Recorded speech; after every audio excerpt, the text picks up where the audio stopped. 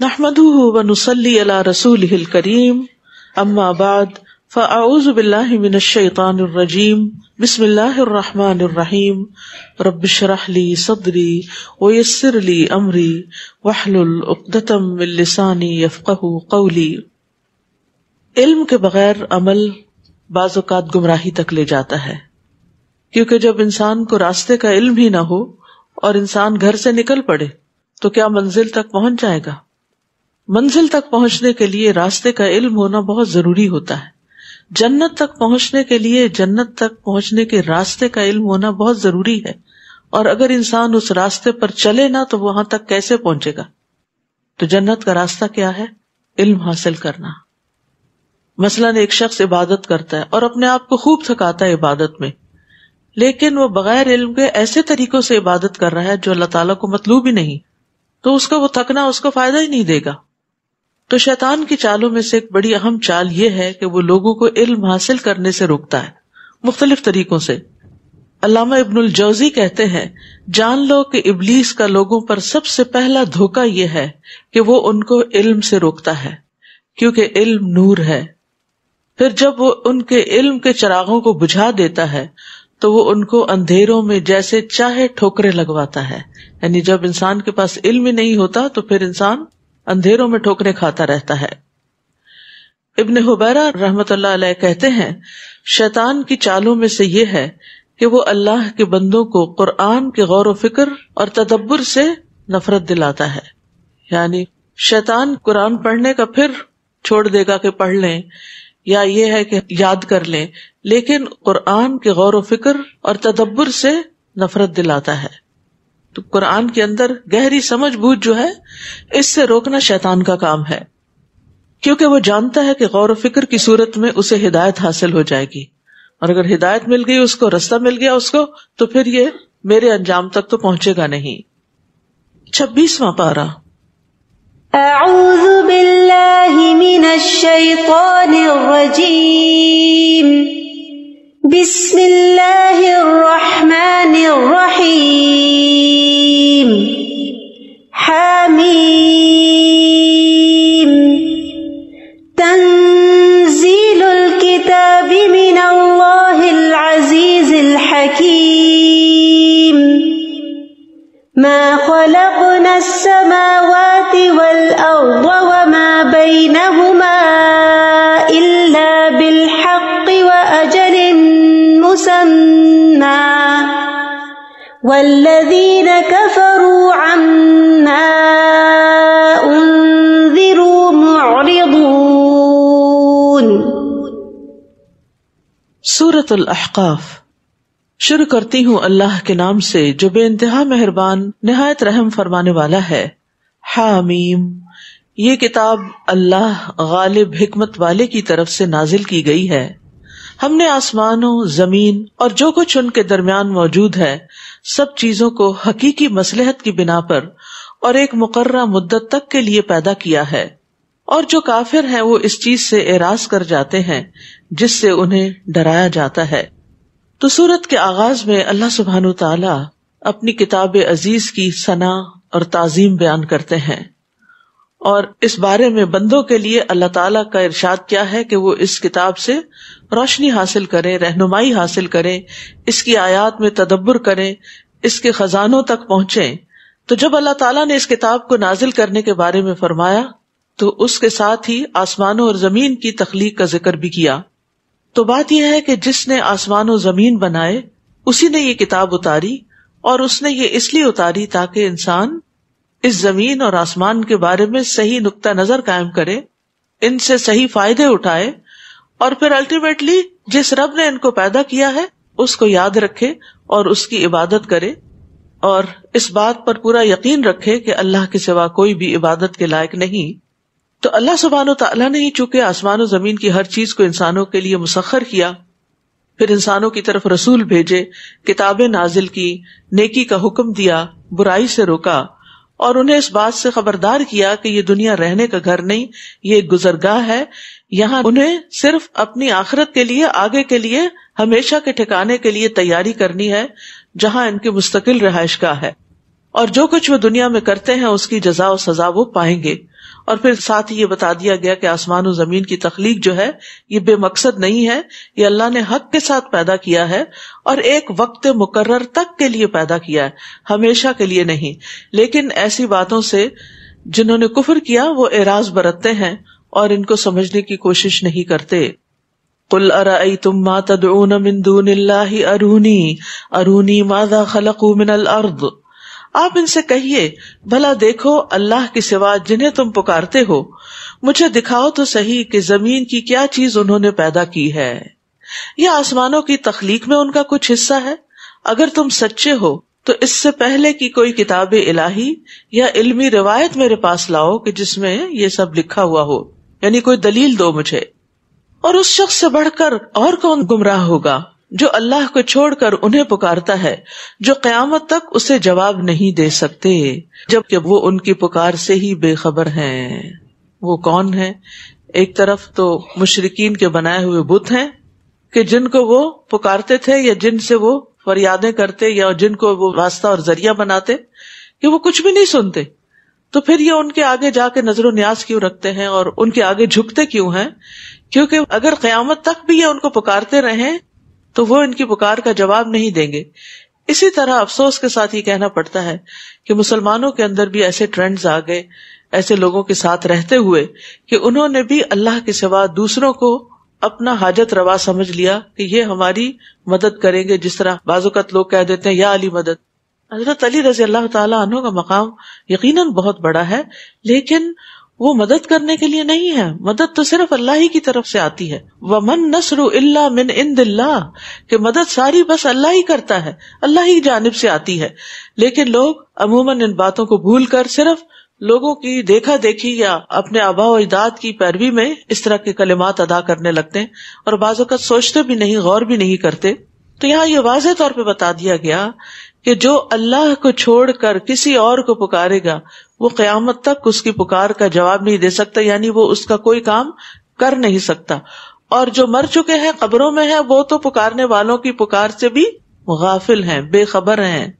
اور جب لوگ اکٹھے کیے جائیں گے تو وہ ان کے دشمن بن جائیں گے اور ان کی عبادت کا انکار کر دیں گے۔ قیامت کے دن وہ کہیں گے ہمیں نہیں پتا تھا کہ تم ہمیں پکارتے تھے، ہم تمہاری پکار سے غافل ہیں، بے خبر ہیں۔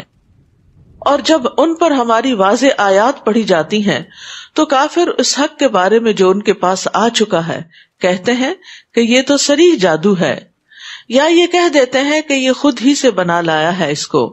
آپ ان سے کہیے اگر میں نے خود بنا لیا ہے تو مجھے اللہ کی گرفت سے بچانے کی کچھ بھی وہ طاقت نہیں رکھتے۔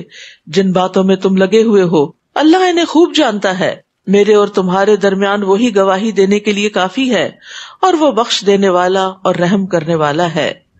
قل ما كنت بدعا من الرسل، آپ ان سے کہیے کہ میں کوئی نرالا رسول نہیں ہوں، میں یہ بھی نہیں جانتا کہ مجھ سے کیا سلوک کیا جائے گا اور تم سے کیا، میں تو اسی چیز کی پیروی کرتا ہوں جو میری طرف وحی کی جاتی ہے، اور میں تو محض ایک واضح طور پر ڈرانے والا ہوں۔ تو انسان کے انجام کی خبر اللہ کے سوا کسی کو بھی نہیں۔ یہاں آپ دیکھیے کس سے کہلوایا جا رہا ہے، رسول اللہ صلی اللہ علیہ وسلم سے کہلوایا جا رہا ہے کہ آپ ان کو بتا دیجئے، قل آپ کہہ دیجئے کہ نمبر ایک میں کوئی نرالا رسول نہیں، پہلے بھی رسول آتے رہے ہیں، میں بھی اسی کی ایک کڑی ہوں، اور دوسری بات یہ میں نہیں جانتا کہ مجھ سے کیا سلوک کیا جائے گا اور تم سے کیا کیا جائے گا، میں تو اس چیز کی پیروی کرتا ہوں جو میری طرف وحی کی گئی، لہٰذا تمہیں بھی کیا کرنا چاہیے، اس وحی کی پیروی کرتے چلے جانا چاہیے، اس کی فکر کرنی چاہیے، اور میرا کام تو محض خبردار کرنا ہے۔ ام علا کہتی ہیں کہ جب انصار نے مہاجرین کی میزبانی کے لیے کرہ ڈالا تو عثمان بن مظعون ان کے حصے میں آئے۔ وہ کہتی ہیں کہ پھر عثمان بن مظعون بیمار پڑ گئے، میں نے ان کی خوب دیکھ بھال کی لیکن وہ فوت ہو گئے، ہم نے انہیں ان کے کپڑوں میں ہی رہنے دیا۔ اسی دوران نبی صلی اللہ علیہ وسلم تشریف لائے تو میں نے کہا اے ابو صاحب، یہ عثمان رضی اللہ عنہ کی کنیت تھی، تم پر اللہ کی رحمت ہو، میری تمہارے متعلق گواہی ہے کہ اللہ نے تمہیں اپنے ہاں عزت سے نوازا ہے۔ یہ سن کر نبی صلی اللہ علیہ وسلم نے فرمایا تمہیں یہ کیسے معلوم ہوا کہ اللہ نے انہیں اپنے اکرام سے نوازا ہے؟ یعنی مرنے والے کے بارے میں کسی قسم کی کوئی ججمنٹ نہیں دینی چاہیے۔ کہتی ہیں میں نے کہا واقعی مجھے کوئی علم نہیں، لیکن اے اللہ کے رسول میرے ماں باپ آپ پہ قربان ہو، اللہ اور کس کو نوازے گا، یعنی میرا گمان بہت اچھا ہے ان کے بارے میں، تو مجھے یہ یقین ہے کہ آگے بہت اچھی ان کی مہمانی ہوئی ہوگی. آپ نے فرمایا عثمان واقعی انتقال کر چکے ہیں، اللہ کی قسم میں ان کے لیے خیر کی امید رکھتا ہوں، لیکن اللہ کی قسم میں اپنے لیے بھی حتمی طور پر کچھ نہیں کہہ سکتا کہ میرے ساتھ کیا معاملہ ہوگا، حالانکہ میں اللہ کا رسول ہوں. ام علا کہتی ہیں کہ اللہ کی قسم اس کے بعد میں کسی کا بھی تزکیہ نہیں کروں گی، البتہ اس واقعے سے مجھے بہت رنج ہوا. پھر میں سو گئی تو میں نے خواب میں دیکھا کہ عثمان بن مظعون کے لیے ایک بہتا ہوا چشمہ ہے. میں رسول اللہ صلی اللہ علیہ وسلم کے پاس آئی اور آپ سے اپنا خواب بیان کیا تو آپ نے فرمایا یہ ان کا عمل تھا جو اب تک جاری ہے، یعنی صدقہ جاریہ. تو ٹھیک ہے، خواب میں اللہ تعالیٰ خوشخبریاں دیتے ہیں، بعض اوقات مرنے والوں کا حال بتا دیتے ہیں، لیکن پھر بھی ہم حتمی طور پہ کچھ نہیں کہہ سکتے کہ اصل حقیقت کیا ہے. اس لیے قسم کھا کے اور یقینی طور پہ کہنا فلاں جنتی ہے، فلاں ایسا ہے، فلاں ایسا، یہ ہمارے اختیار میں نہیں. یہ اللہ کے فیصلے کو اپنے ہاتھ میں لینے کی بات ہے، تو اس سے بچنا چاہیے. بس دعا کرنی چاہیے، اچھا گمان رکھنا چاہیے، اچھی امید رکھنی چاہیے. ٹھیک ہے نا، دعا، گمان اور امید، لیکن کوئی ججمنٹ نہیں پاس کر سکتے، کوئی فیصلہ نہیں دے سکتے. آپ ان سے کہیے بھلا دیکھو اگر یہ قرآن اللہ ہی کی طرف سے ہو اور تم نے اس کا انکار کر دیا اور بنی اسرائیل میں سے ایک گواہ نے ایسی گواہی بھی دے دی، چنانچہ وہ تو ایمان لے آیا اور تم اکڑ بیٹھے، یہ تمہارا پھر انجام کیا ہوگا؟ بلا شبہ اللہ تعالیٰ ایسے ظالموں کو ہدایت نہیں دیا کرتا. اور بنی اسرائیل کے گواہ سے مراد عبداللہ بن سلام ہے. اور کافر ایمان لانے والوں سے کہتے ہیں اگر یہ دین کوئی اچھی چیز ہوتا تو یہ ایمان والے اسے قبول کرنے میں ہم سے سبقت نہ لے جاتے، اور چونکہ انہوں نے قرآن سے ہدایت نہیں پائی لہٰذا اب یہ ضرور کہیں گے یہ تو پرانا جھوٹ ہے. یعنی وہ سمجھتے تھے کہ جو ایمان والے ہیں وہ معاشرے کے کمزور افراد ہیں، غلام ہیں، غریب ہیں، تو یہ کیوں پہلے اسلام لے آئے ہیں؟ اگر اسلام واقعی کو بہت اچھی چیز ہوتی تو پہلے ہم سردار لوگ ایمان لاتے. لیکن یاد رکھیے کہ اسلام کے بارے میں کوئی شرط نہیں کہ اس کو صرف بہت پڑھے لکھے لوگ ہی یا بہت سمجھدار لوگ ہی قبول کریں گے. بعض اوقات ایک شخص کی دنیا کے معاملات میں بہت بڑی سمجھ نہیں ہوتی، لیکن اللہ کی پہچان بڑی جلدی ہو جاتی ہے، اس کو حق بڑی جلدی سامنے نظر آ جاتا ہے اور اس کو قبول کر لیتا ہے. تو اس کے لیے کوئی بہت بڑے فلسفے کی ضرورت نہیں ہوتی یا بہت کوئی کمپلیکیٹڈ قسم کے علوم کی ضرورت نہیں ہوتی کہ انسان اپنے رب کو پہچانے. ایک بچے سے بھی آپ پوچھیں اور کہیں کہ یہ آسمان کس نے پیدا کیا تو ایک فطری طور پر کہے گا کہ اللہ نے. تو پھر جب پیدا اس نے کیا تو عبادت بھی اسی کی ہونی چاہیے. اس کے لیے کوئی بہت بڑی منطق نہیں چاہیے ہوتی انسان کو کہ اس کی تہہ تک پہنچے. یہ الگ بات ہے کہ جو انسان کا علم بڑھتا ہے، چاہے دنیا کا بھی بڑھے، اس کی اللہ سبحانہ وتعالیٰ کے بارے میں معرفت زیادہ ہوتی جاتی ہے. لیکن اس کا یہ مطلب نہیں کہ صرف علم والوں کو ہی ایمان نصیب ہوتا ہے. اور پھر چونکہ یہ خود ایمان نہیں لائے تو اب ضد میں کہتے ہیں کہ یہ تو پرانا جھوٹ ہے. حالانکہ اس سے پہلے موسیٰ کی کتاب تورات جو رہنما اور رحمت تھی موجود تھی، اور یہ کتاب اس کی تصدیق کرنے والی ہے جو عربی زبان میں ہے، تاکہ ظالموں کو متنبہ کرے اور نیک عمل کرنے والوں کو خوشخبری دے. یقیناً جن لوگوں نے کہا کہ ہمارا رب اللہ ہے پھر اس پر ڈٹ گئے، انہیں کوئی خوف نہ ہوگا اور نہ وہ غمگین ہوں گے. یہی لوگ جنت والے ہیں جو اس میں ہمیشہ رہیں گے، یہ ان کے اعمال کا بدلہ ہے جو وہ کرتے رہے ہیں. وَوَصَّيْنَا الْإِنسَانَ بِوَالِدَيْهِ إِحْسَانًا حَمَلَتْهُ أُمُّهُ كُرْهًا وَوَضَعَتْهُ كُرْهًا وَحَمْلُهُ وَفِصَالُهُ 30 شهرًا. اور ہم نے انسان کو حکم دیا کہ وہ اپنے والدین سے اچھا سلوک کرے. اس کی ماں نے مشقت اٹھا کر اسے پیٹ میں رکھا اور مشقت اٹھا کر ہی جنم دیا. اس کے حمل اور دودھ چھڑانے میں 30 ماہ لگ گئے، یہاں تک کہ وہ اپنی بھرپور جوانی کو پہنچا اور 40 سال کا ہو گیا تو اس نے کہا اے میرے رب مجھے توفیق دے کہ میں تیرے اس احسان کا شکر ادا کروں جو تو نے مجھ پر اور میرے والدین پر کیا ہے، اور یہ بھی کہ میں ایسے اچھے عمل کروں جو تجھے پسند ہوں، اور میری خاطر میری اولاد کی اصلاح کر دے. میں تیرے حضور توبہ کرتا ہوں اور بلا شبہ میں فرما بردار ہوں. تو یہاں والدین کے ساتھ احسان کا برتاؤ کرنے کا حکم دیا جا رہا ہے، اور پھر اس میں بھی خاص طور پر ماں کے حق کو زیادہ تفصیل سے بیان کیا گیا ہے، کیونکہ ماں اولاد کو مشقت کے ساتھ حمل کی صورت میں اٹھاتی ہے، تکلیف کے ساتھ پیدا کرتی ہے اور پھر پالتی ہے، دودھ پلاتی ہے، اس کے لیے سارے اس کے کام کاج کرتی ہے جب تک بچہ ڈیپینڈنٹ ہوتا ہے. تو اس لیے نبی صلی اللہ علیہ وسلم نے ماں کے ساتھ احسان کو جہاد سے بھی زیادہ اہم قرار دیا ہے. معاویہ بن جاہمہ کہتے ہیں کہ میں نے رسول اللہ صلی اللہ علیہ وسلم کی خدمت میں حاضر ہو کر عرض کیا، اے اللہ کے رسول، میں آپ کے ساتھ مل کر جہاد کرنا چاہتا ہوں. ابتغی بذالک وجہ اللہ والدار الآخرہ، اس سے میں اللہ کا چہرہ اور آخرت کا گھر چاہتا ہوں. آپ نے فرمایا، تمہارا بھلا ہو، کیا تمہاری ماں زندہ ہے؟ میں نے کہا جی ہاں. آپ نے فرمایا، واپس جا کر اس کی خدمت کرو. پھر میں نے دوسری طرف سے آ کر آپ سے عرض کیا، اے اللہ کے رسول، میں آپ کے ساتھ مل کے جہاد کرنا چاہتا ہوں، میں اس سے اللہ کا چہرہ اور آخرت کا گھر چاہتا ہوں. آپ نے فرمایا، تمہارا بھلا ہو، کیا تمہاری ماں زندہ ہے؟ میں نے کہا جی ہاں اللہ کے رسول. آپ نے فرمایا، واپس جا کر اس کی خدمت کرو. پھر تیسری بار ایسا ہی کیا تو آپ نے تیسری بار بھی وہی جواب دیا. آپ نے فرمایا، اس کے قدموں کو لازم کر لو، جنت وہی ہے. کیونکہ بعض اوقات والدین زیادہ محتاج ہوتے ہیں، ضرورت مند ہوتے ہیں، ان کی خدمت کرنے والا، ان کی مدد کرنے والا، ان کی ڈھارس بندھانے والا اور کوئی نہیں ہوتا. تو پھر you are the only child, تو پھر ایسی صورت میں آپ کو اپنے کچھ اور فرائض چھوڑ کر اس کام کو کرنا ہوتا ہے. اور یہ ہمارے دین کا ایک حسن ہے کہ جس کا آپ پر کوئی احسان ہو، والد ہو، والدہ ہو، یا خاندان میں کوئی اور ہو، یا اس کے علاوہ باہر بھی ہو، تو ہمارا دین ہمیں حل جزاء الاحسان الا الاحسان، احسان کا بدلہ احسان کے سوا کچھ اور ہو سکتا ہے، یہ اصول سکھاتا ہے. اور یہ ایک بہت ہی خوبصورت اصول ہے، کیونکہ انسان جب کسی کے ساتھ بھلا کرتا ہے تو وہ توقع بھی رکھتا ہے کہ اس کے ساتھ بھلا کیا جائے. سب ماں باپ کو اس بات کی امید ہوتی ہے کہ ہمارے بچے ہمارے لیے کچھ کریں گے، اور ایسا کرنے میں کوئی برا نہیں.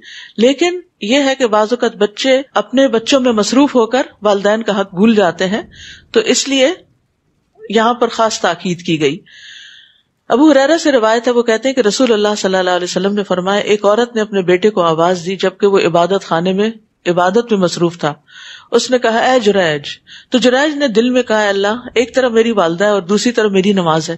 وہ پھر بولی، جریج. اس نے کہا، اللہ، میری والدہ اور میری نماز، میں کیا کروں؟ پھر تیسری بار ماں نے پکارا، جریج. اس نے پھر یہی کہا اور انہوں نے نماز کو نہیں چھوڑا. تو ماں خفا ہو گئی. اس نے کہا، اللہ، جریج کو موت نہ آئے جب تک یہ فاحشہ عورتوں کا منہ نہ دیکھ لے. چنانچہ اس کے عبادت خانے کے پاس ایک بکریاں چرانے والی عورت ٹھہرا کرتی تھی، تو اس نے ایک بچے کو جنم دے دیا. تو اس سے پوچھا گیا کہ یہ کس کا ہے؟ تو کہنے لگی یہ جریج کا ہے، یعنی جریج پر تہمت لگا دی. تو یہ الزام سن کر وہ اپنے عبادت خانے سے نیچے اترا اور کہنے لگا، وہ عورت کہاں ہے جو دعویٰ کرتی ہے کہ یہ بچہ مجھ سے ہے؟ جریج نے بچے کو مخاطب کر کے کہا، اے شیرخوار، یعنی اے دودھ پینے والے بچے، بتا تیرا باپ کون ہے؟ اس نے کہا، میرا باپ بکریاں چرانے والا ہے. تو بہرحال کیونکہ وہ عبادت گزار شخص تھا، اللہ سبحانہ وتعالیٰ نے اس سے الزام کو دفع کر دیا، لیکن ماں کی بد دعا بھی اس کے حق میں قبول ہو گئی. تو بعض اوقات ایسا ہوتا ہے کہ ماں کو کسی شدید مدد کی ضرورت ہوتی ہے، تو ایسے میں انسان کسی نیک کام میں لگا ہوتا ہے. وہ نماز پڑھ رہے تھے، اور ہم میں سے اکثر لوگ اس ڈائلما کا شکار ہو جاتے ہیں نا، یہ بھی نیک کام ہے، یہ بھی نیک کام ہے، اس وقت کیا کروں؟ تو سمجھداری کا تقاضا یہ ہے کہ کون سا کام ڈیلے کیا جا سکتا ہے اور کون سا کام ہے جو آپ کو اسی وقت ہی کرنا ہے. تو ظاہر ہے کہ ماں نے کسی کام سے ہی بلایا ہوگا اور وہ ضروری کام ہوگا، تو اس وقت ماں کا حق زیادہ تھا.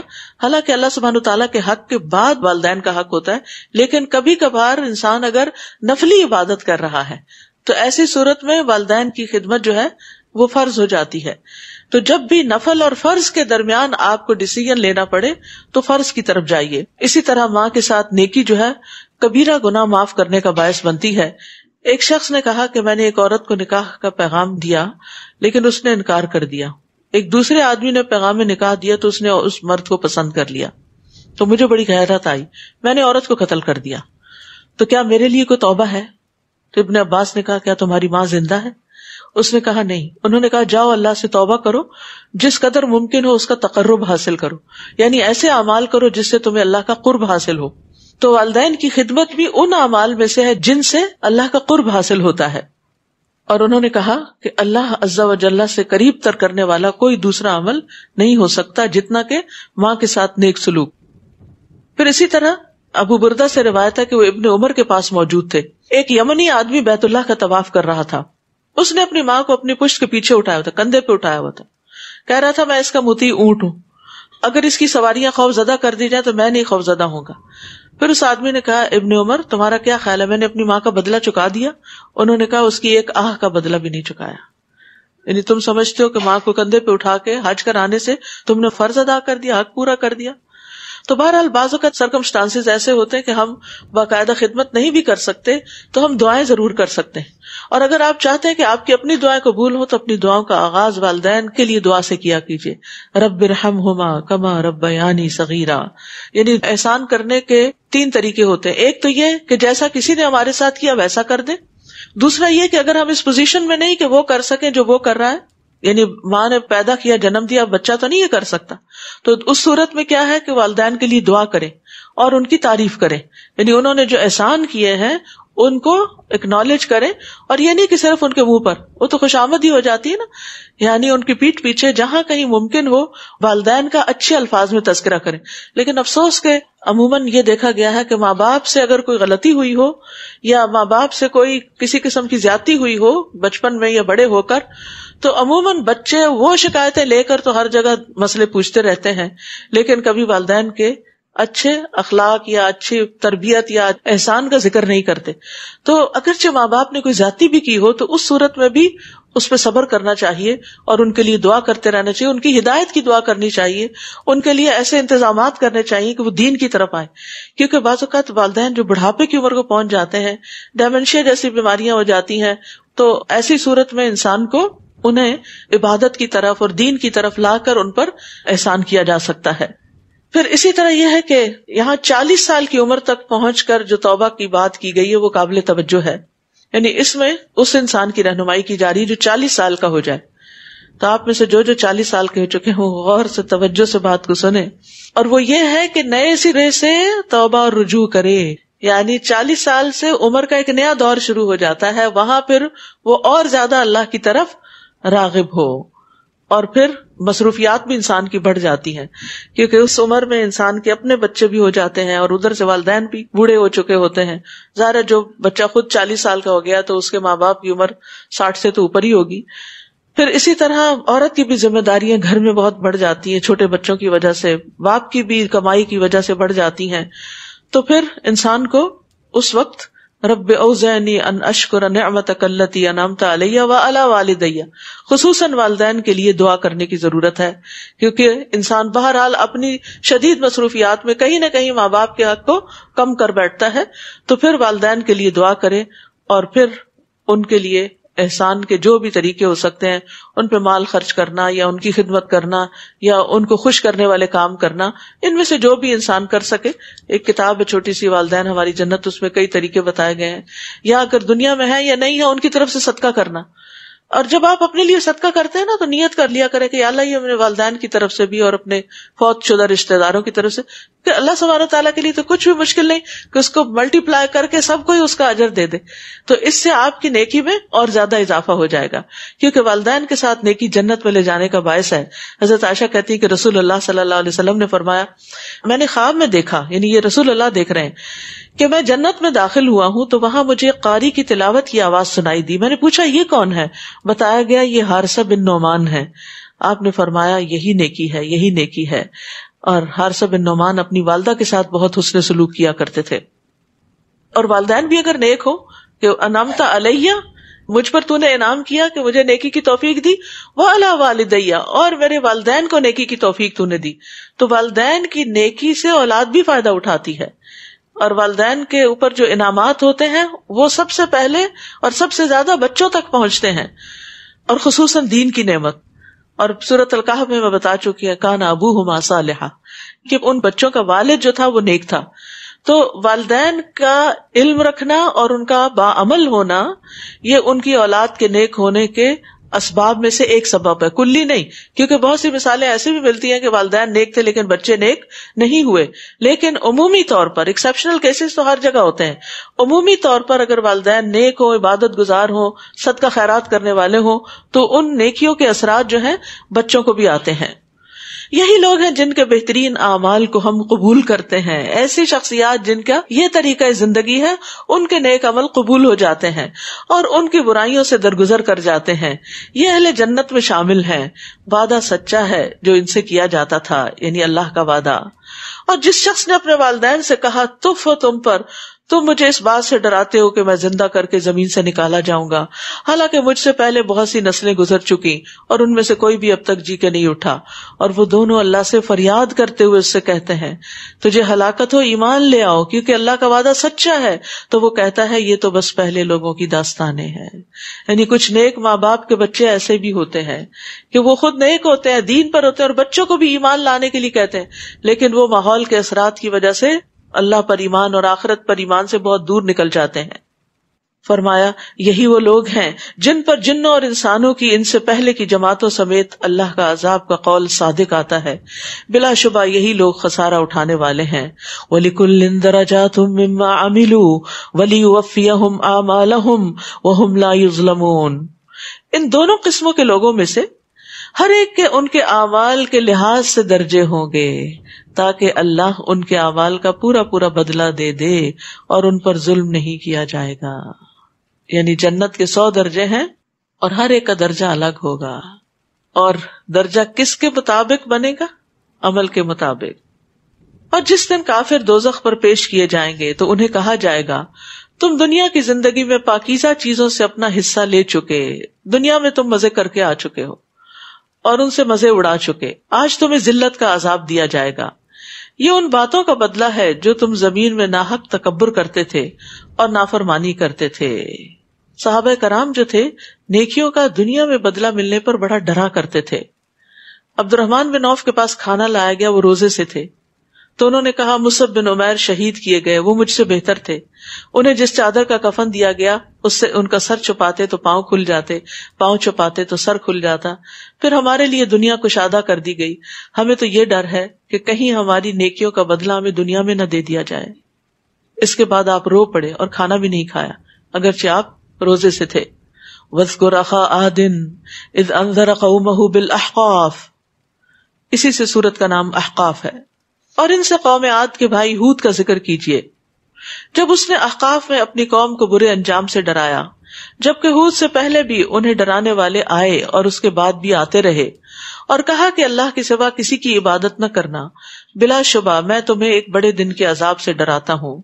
وہ کہنے لگے کیا تم ہمارے پاس اس لیے آئے ہو کہ ہمیں ہمارے معبودوں سے ہٹا دو؟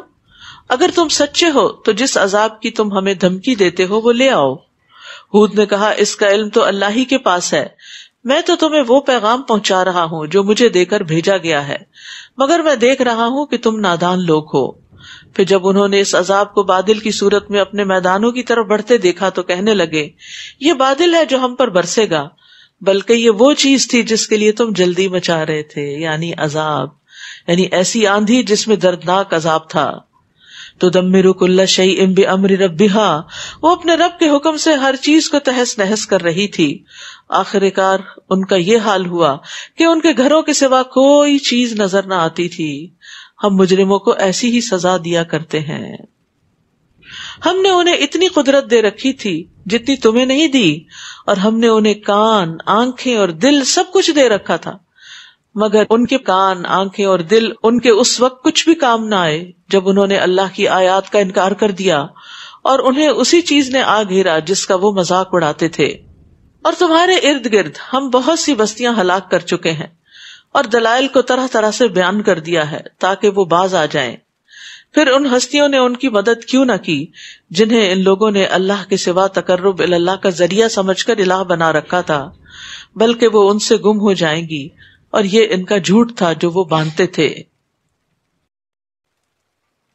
وَإِذْ صَرَفْنَا إِلَيْكَ نَفَرًا مِّنَ الْجِنِّ يَسْتَمِعُونَ الْقُرْآنَ فَلَمَّا حَضَرُوهُ قَالُوا أَنصِتُوا فَلَمَّا قُضِيَ وَلَّوْا إِلَىٰ قَوْمِهِمْ مُنذِرِينَ۔ اور وہ واقعہ بھی یاد کیجئے جب ہم جنوں کے ایک گروہ کو آپ کی طرف لے آئے تھے جو قرآن سن رہے تھے، جب وہ اس مقام پر آ پہنچے تو ایک دوسرے سے کہنے لگے خاموش ہو جاؤ۔ پھر جب قرآن پڑھا جا چکا تو وہ ڈرانے والے بن کر اپنی قوم کے پاس واپس آئے۔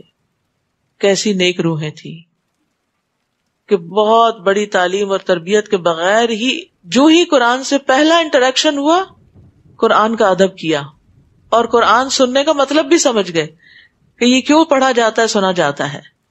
تو پہلا کام انہوں نے کیا کیا، جب وہ پہنچے جہاں قرآن پڑھا جا رہا تھا تو انہوں نے کہا کہ قرآن کو غور سے سنو، خاموش رہو۔ خاموش رہو. افسوس کے ساتھ کہنا پڑتا ہے کہ بعض اوقات تراویح ہو رہی ہوتی اور امام صاحب اپنی پوری قوت سے پڑھا رہے ہوتے اور پیچھے سے لوگ باتیں کیے چلے جا رہے ہوتے. اس قدر افسوس ہوتا ہے، اس قدر افسوس، کیونکہ اس سے امام کے بھی بھولنے کا اندیشہ ہوتا ہے، اور دوسرا مقتدیوں کی کنسنٹریشن ہی نہیں ہوتی. اگر آپ کو مسجد جا کر نماز نہیں پڑھنی تو پھر آپ وہاں گئے کیوں ہیں؟ اور اگر آپ کو کسی کا انتظار کرنا ہے یا آپ اس لیے آ گئے کہ چلے نماز نہیں بھی پڑھنی تو قرآن سن لیتے ہیں، تو پھر قرآن سنیے. یہ نہیں کہ بچوں کے ساتھ آپ مشغول رہیں اور ان کے ساتھ باتیں کریں اور آپس میں ہنسی مذاق. یعنی 2 رکعتیں ختم نہیں ہوتی تو نماز کے بعد ہونا کیا چاہیے کہ ان 2 نمازوں کے بیچ خوب دعائیں کر لیں تاکہ آپ کی دعائیں قبول ہو جائیں. وہ 2 نمازوں کے بیچ کا وقفہ ہے بڑا ہی قیمتی وقفہ، اس میں ہم فوراً باتیں شروع کر دیتے اور بعض کا ہنسنا شروع کر دیتے، ایسا لگتا ہے جیسے پکنک پہ آئے ہوئے ہیں. تو مسجد کا بھی احترام ہوتا ہے، قرآن کا احترام ہوتا ہے، نماز کا احترام ہوتا ہے. اگر ضروری کوئی بات کرنی پڑے تو وسپر کر لیں. بعض اوقات کوئی ضروری چیز آ ہی جاتی ہے ذہن میں اور وہ ضروری ہوتی ہے اس وقت کرنی، لیکن اپنی آوازیں بلند کر دینا، امام کی آواز سے ایک عجب ماحول کریٹ کر دینا، یہ مسجد کے قرآن کے آداب کے خلاف ہے. اور اسی وجہ سے پھر قرآن ہمارے دلوں میں بھی نہیں اترتا اور ہم پر اثر بھی نہیں کرتا، اور جب اندر نہیں اترتا تو پھر دینے کے قابل بھی نہیں ہوتے. لیکن یہاں جنات نے چونکہ غور سے سنا تو انہوں نے کیا کیا، جب واپس گئے اپنی قوم کے پاس، وَلَّوْا إِلَىٰ قَوْمِهِمْ مُنذِرِينَ، تو انہوں نے اپنی قوم کو جا کر خبردار کیا کہ دیکھو ہم نے ایسا قرآن سنا، اس کی یہ تعلیمات ہیں. اور یہ بالکل وہی میسج ہے جو سورۃ التوبہ میں ہے، لِيَتَفَقَّهُوا فِي الدِّينِ وَلِيُنذِرُوا قَوْمَهُمْ إِذَا رَجَعُوا إِلَيْهِمْ لَعَلَّهُمْ يَحْذَرُونَ. مسلمانوں کی ہر جماعت میں سے کچھ لوگ نکل کے آنے چاہیے تاکہ وہ لوگ دین کی سمجھ بوجھ پیدا کریں اور واپس جا کر اپنے لوگوں کو خبردار کریں. ایک اور بات جو یہاں سے پتہ چلتی ہے وہ یہ کہ جنوں میں داعی تو آئے ہیں اللہ کی طرف دعوت دینے والے، لیکن پیغمبروں کا نہیں پتہ چلتا کہ کوئی رسول بھی ان کے اندر ہو. جو رسول انسانوں کی طرف آئے وہی جنات کی طرف بھی تھے. اور نبی صلی اللہ علیہ وسلم کو جنوں کو بطور خاص قرآن سنانے کا حکم بھی دیا گیا تھا. آپ صلی اللہ علیہ وسلم فرماتے ہیں مجھے حکم دیا گیا کہ میں جنوں کو قرآن پڑھ کر سناؤں. آپ نے پوچھا تم میں سے کون میرے پیچھے آئے گا، تو لوگوں نے سر جھکا لیا، تو شاید سب ڈر گئے کہ جنوں کے پاس کیسے جائیں. تو آپ نے 3 بار یہی بات کہی تو لوگ اٹھنے کو تیار نہیں ہوئے. تو ایک آدمی نے کہا اللہ کے رسول بے شک آپ پہل کرنے والے ہیں، یعنی آپ چلیے. تو پھر عبداللہ بن مسعود ان کے ساتھ گئے. تو پھر وہ ایک پہاڑ کی گھاٹی میں داخل ہوئے جس کو شعب الحجون کہا جاتا ہے. تو آپ صلی اللہ علیہ وسلم نے حضرت عبداللہ بن مسعود کے آس پاس ایک حلقہ یعنی کہ خیالی حلقہ کھینچ دیا، دائرہ کھینچا اور آپ کو کہا کہ آپ اس دائرے سے باہر نہ نکلیں. تو عبداللہ بن مسعود کہتے ہیں وہ جنات میرے اوپر اترنے لگے اور مجھے گدھوں کی مانند لشکر کی صورت میں کچھ چلتا ہوا دکھائی دیا. میں نے ملی جلی آوازوں کا بہت شور سنا تو مجھے نبی صلی اللہ علیہ وسلم کے بارے میں خوف لاحق ہوا. پھر آپ نے قرآن کی تلاوت کی. جب اللہ کے نبی واپس آئے میں نے کہا اللہ کے نبی وہ آوازوں کا شور کیسا تھا جو میں نے سنا؟ تو آپ نے فرمایا وہ ایک مقتول آدمی کے سلسلے میں میرے پاس اکٹھے ہوئے تھے جو ان میں قتل ہو گیا تھا، تو میں نے ان کے درمیان حق کے ساتھ فیصلہ کیا. اسی طرح جنات کا ایک دائی آپ کے پاس آیا، آپ کو ساتھ لے کر گیا اور آپ نے پھر قرآن سنایا. اور اس کی بھی کافی تفصیلات ملتی ہیں جس وقت نہیں ہے کہ آپ کو سنائی جائے. لیکن یہ کہ آج بھی بعض اوقات ایسے واقعات ملتے ہیں کہ جنات کسی عالم کو یا کسی بزرگ کو اٹھا کے یعنی لے جاتے ہیں اپنی وادیوں میں بستیوں میں اور ان سے تبلیغ کرواتے ہیں. یہ فرسٹ ہینڈ کسی نے معلومات دی تھی مجھے. قالوا یا قومنا انا سمعنا کتابا انزل من بعد موسیٰ، کہنے لگے اے ہماری قوم ہم نے ایسی کتاب سنی ہے جو موسیٰ کے بعد نازل ہوئی ہے. یعنی تورات کے بعد انجیل کا انہیں پتہ نہیں چلا اور قرآن کا پتہ چلا. وہ اپنے سے پہلے کتابوں کی تصدیق کرتی ہے، حق کی طرف اور سیدھی راہ کی طرف رہنمائی کرتی ہے. اے ہماری قوم اللہ کی طرف بلانے والے کی بات مان لو اور اس پر ایمان لے آؤ، وہ تمہارے گناہ بخش دے گا اور تمہیں دردناک عذاب سے بچا لے گا. اور جو اللہ کی طرف بلانے والے کی بات نہ مانے تو وہ اسے زمین میں بھاگ کر اسے عاجز نہیں کر سکتا اور نہ ہی اس کے بغیر اس کا کوئی حامی ہوگا جو اسے اللہ کے عذاب سے بچا لے. یہی لوگ صریح گمراہی میں ہیں. کیا انہوں نے دیکھا نہیں کہ اللہ ہی ہے جس نے آسمانوں اور زمین کو پیدا کیا اور انہیں پیدا کر کے تھک نہیں گیا؟ وہ اس بات پر قادر ہے کہ مردوں کو زندہ کر دے. کیوں نہیں، وہ تو ہر چیز پہ قادر ہے. اور جس دن کافر دوزخ پر پیش کیے جائیں گے تو ان سے پوچھا جائے گا کیا یہ جہنم حق نہیں؟ وہ کہیں گے کیوں نہیں، ہمارے رب کی قسم یہ حق ہے. اللہ تعالیٰ فرمائے گا تو اب عذاب کا مزہ چکھو، یہ اس چیز کا بدلہ ہے جو تم کفر کیا کرتے تھے. فاصبر کما صبر اولو العزم من الرسل، بس آپ صبر کیجئے جیسے اولو العزم پیغمبر صبر کرتے رہے، اور ان کے بارے میں جلدی نہ کیجئے۔ جس دن یہ لوگ وہ چیز دیکھ لیں گے جس سے انہیں ڈرایا جاتا ہے تو وہ یوں سمجھیں گے جیسے دنیا میں بس دن کی ایک گھڑی ہی ٹھہرے تھے، بات پہنچا دی گئی ہے، تو اب کیا نافرمان لوگوں کے علاوہ کوئی اور ہلاک ہوگا؟ سورۃ محمد۔ بسم اللہ الرحمن الرحیم الذین کفروا وصدوا عن سبیل اللہ اضل اعمالہم والذین آمنوا وعملوا الصالحات وآمنوا بما نزل على محمد وهو الحق من ربهم كفر عنهم سيئاتهم وأصلح بالهم۔ شروع کرتی ہوں اللہ کے نام سے جو بے انتہا مہربان نہایت رحم فرمانے والا ہے۔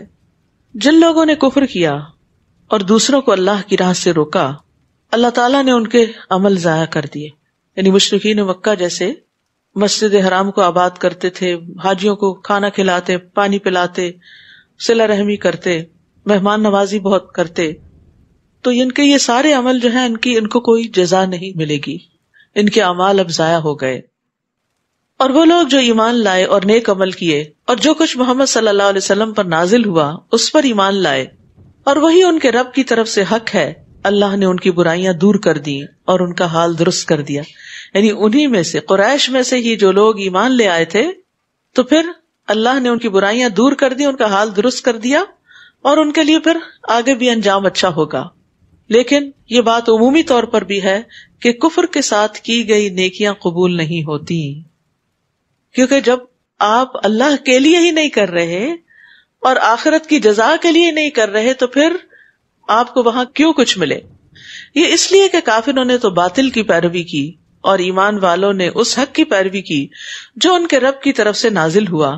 اسی طرح اللہ لوگوں سے ان کی ٹھیک ٹھیک حالت بیان کر دیتا ہے، یعنی ان کی کیا حقیقت ہے، کیا پوزیشن ہے، وہ ان پہ واضح کر دیتا ہے۔ مسلمانوں، جب کافروں سے تمہاری مٹھ بھیڑ ہو جائے تو ان کی گردنیں مارنا ہے، یہاں تک کہ جب انہیں خوب قتل کر چکو تو انہیں مضبوط باندھ کر انہیں قیدی بنا لو، پھر اس کے بعد یا تو ان پر احسان کرو یا تاوان لے کر چھوڑ دو، جیسے جنگ بدر میں ہوا تھا کہ ان سے فدیہ لیا گیا تھا، یہاں تک کہ لڑائی اپنے ہتھیار ڈال دے، تمہارے لیے یہی حکم ہے۔ اور اگر اللہ چاہتا تو خود بھی ان سے انتقام لے سکتا تھا، مگر یہ حکم اس لیے ہے تاکہ تمہیں ایک دوسرے کے ذریعے آزمائے، اور جو لوگ اللہ کی راہ میں قتل کیے گئے یعنی مسلمانوں میں سے، اللہ ان کے اعمال کو ہرگز ضائع نہیں کرے گا، وہ ان کی رہنمائی کرے گا اور ان کا حال درست کر دے گا اور انہیں اس جنت میں داخل کرے گا جس کا اس نے انہیں تعارف کرا دیا ہے۔ مومن جنت میں اپنی منزل، اپنے مقام، اپنے گھر کو بہت اچھی طرح پہچانتا ہے، یعنی قیامت کے دن جب وہ جنت میں بھیجے جائیں گے تو جو مخصوص جنت ان کے لیے جس لیول پر ہوگی، جس درجے کی ہوگی، اس تک ایسے پہنچ جائیں گے جس دنیا میں کوئی اپنے گھر پہنچتا ہے، بلکہ اس سے بھی زیادہ آسانی سے۔ یعنی نہ تو کسی سے رستہ پوچھیں گے اور نہ ہی انہیں کوئی بھول چوک ہوگی کہ یہاں سے ٹرن لینا ہے یا وہاں سے لینا ہے، اور یوں محسوس ہوگا جیسے وہ یہیں کے رہنے والے تھے، وہ یہیں سے بلانگ کرتے تھے، ان کے لیے وہ سب چیزیں بہت فیملیئر ہوں گی۔ تو مومن جنت میں اپنے گھر، اپنی بیوی، اپنے خادم، سب کی طرف ایسے رہنمائی پائے گا جیسے دنیا میں اپنے ان سب رشتوں کو پہچانتا تھا۔ رسول اللہ صلی اللہ علیہ وسلم نے فرمایا، اس ذات کی قسم جس کے ہاتھ میں محمد کی جان ہے، ان میں سے ہر شخص اپنے جنت کے گھر کو اپنے دنیا کے گھر سے بھی بہتر طور پر پہچانے گا۔ رسول اللہ صلی اللہ علیہ وسلم نے فرمایا، مجھے امید ہے کہ تم اپنی نیک اولاد سمیت جنت میں داخل ہونے سے پہلے وہاں اپنی رہائش گاہیں بنوا لو گے۔ اب سوال یہ پیدا ہوتا ہے کہ وہ کون سے کام ہم کریں جس سے جنت میں داخل ہو سکیں؟ تو سب سے پہلے تو ایمان ہی ہے، اور پھر عمل صالح۔ بہت دفعہ یہ آتا ہے عمل صالح، عمل صالح، کیا ہے یہ عمل صالح؟ سب سے پہلی چیز اس میں نماز آتی، نماز۔ لیکن افسوس یہ کہ ہم فرض نماز بھی پتہ نہیں کس مشکل سے پڑھتے، اور سنت تو ایسے چھوڑتے ہیں جیسے وہ ایگزسٹ ہی نہیں کرتی۔ اور افسوس یہ ہے کہ رمضان میں بھی سنت نہیں پڑھ رہے، افطار ہو رہے ہیں، پارٹیاں ہو رہی ہیں، اس چیز کی طرف بھاگ دوڑ کر رہے ہیں، سلام پھیرتے ہی جلدی جلدی کھانے پینے کی بھاگ دوڑ لگ جاتی۔ اس سے بہتر ہے آپ اپنے گھر میں آرام سے بیٹھتے اور آپ سنت بھی ادا کرتے۔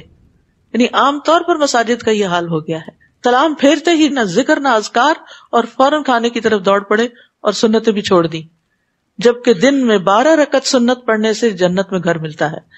رسول اللہ صلی اللہ علیہ وسلم نے فرمایا جو شخص دن میں 12 رکعتیں ادا کرے اس کے لیے جنت میں گھر بنایا جائے گا، 4 رکعتیں ظہر سے پہلے، 2 ظہر کے بعد، 2 مغرب کے بعد، 2 عشاء کے بعد، 2 فجر سے پہلے۔ اسی طرح چاشت کی 4 رکعتیں اور ظہر سے پہلے 4 رکعتیں پڑھنا بھی جنت میں لے جانے کا باعث ہے۔ پھر اسی طرح مسجد بنانا، مسجد کی تعمیر کرنا، خواہ وہ چھوٹی سی کیوں نہ ہو۔ تو زندگی میں اپنے مال کا کچھ نہ کچھ حصہ اللہ کے گھروں کے لیے ضرور رکھیں۔ بعض اوقات تعمیر کرنا ہوتا ہے، بعض اوقات ان کو چلانے کے لیے ان کے جو روزمرہ کے اخراجات ہوتے ہیں، مثلا بجلی کا خرچ ہے، پانی کا ہے، ہیٹنگ کا ہے، ان سب چیزوں کے اخراجات کہاں سے چلتے ہیں؟ یہ مسلمانوں کے دیے ہوئے صدقات ہی ہوتے ہیں جو اللہ کی راہ میں وہ دیتے ہیں، جس سے یہ مسجدیں آباد ہوتی ہیں۔ تو اس لیے اگر تعمیر میں چاہے ایک اینٹ لگوا دیں کہیں بھی، اس کا بھی اہتمام کریں، لیکن جب وہ اینٹ لگ جائے، مسجد بن جائے، مسجد کھڑی ہو جائے تو اس کو آباد کریں۔ یہ بھی عمل صالح میں سے بہت بڑا عمل ہے۔ نماز پڑھنے کے لیے آئیں، اس کی آبادی بڑھانے کے لیے آئیں، اور پھر اس کو صاف ستھرا رکھیں، اس کو خوبصورت بنائیں، اس کو نماز پڑھنے والوں کے لیے تیار رکھیں۔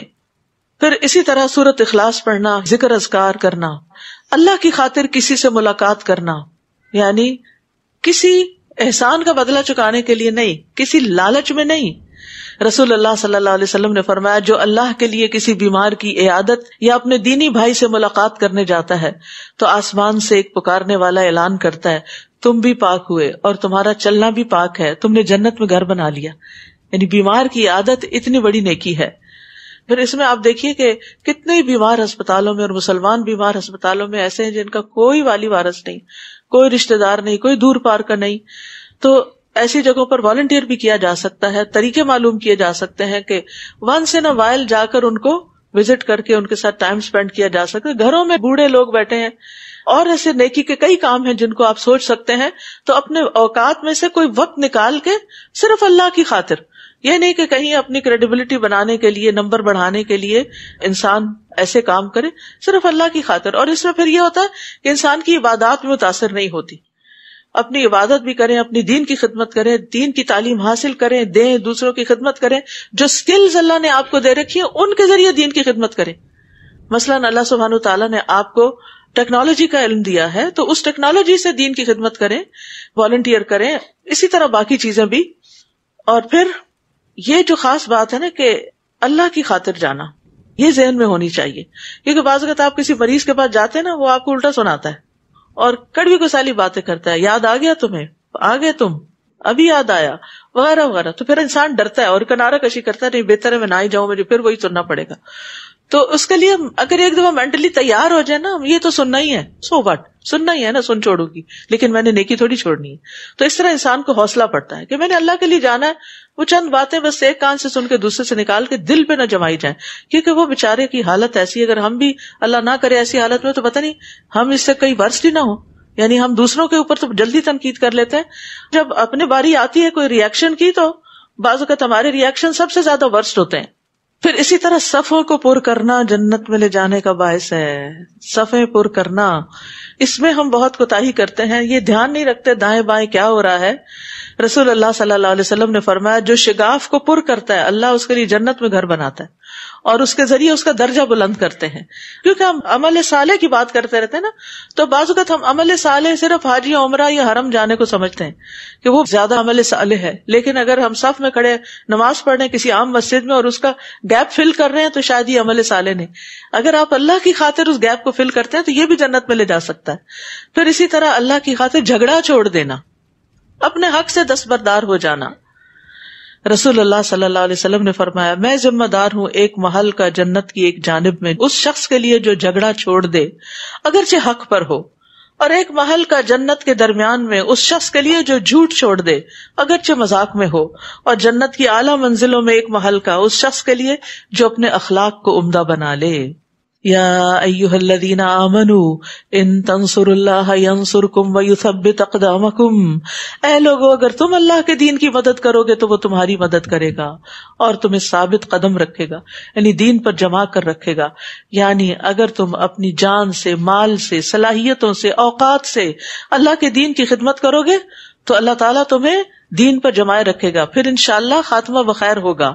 اور جن لوگوں نے کفر کیا ان کے لیے تباہی ہے اور وہ ان کے اعمال برباد کر دے گا. کفر کے ساتھ نیک اعمال قبول نہیں ہوتے، یہ اس لیے کہ جو کچھ اللہ نے نازل کیا تھا اسے انہوں نے ناگوار سمجھا، اللہ کی باتیں انہیں پسند نہ آئیں تو اللہ نے ان کے اعمال ضائع کر دیے. یاد رکھیے کفر صرف یہ نہیں ہوتا کہ میں اللہ کو نہیں مانتا، یہ بھی کفر میں آ جاتا ہے کہ مانتا تو ہوں لیکن یہ کیا ہے قرآن میں، ایسا کیوں ہے اور ویسا کیوں ہے، یعنی ان احکامات کے ساتھ بغض رکھنا جو اللہ نے نازل کیے اور ان کو ناپسند کرنا، یہ بھی اعمال کے ضائع کرنے کا باعث بن جاتے ہیں.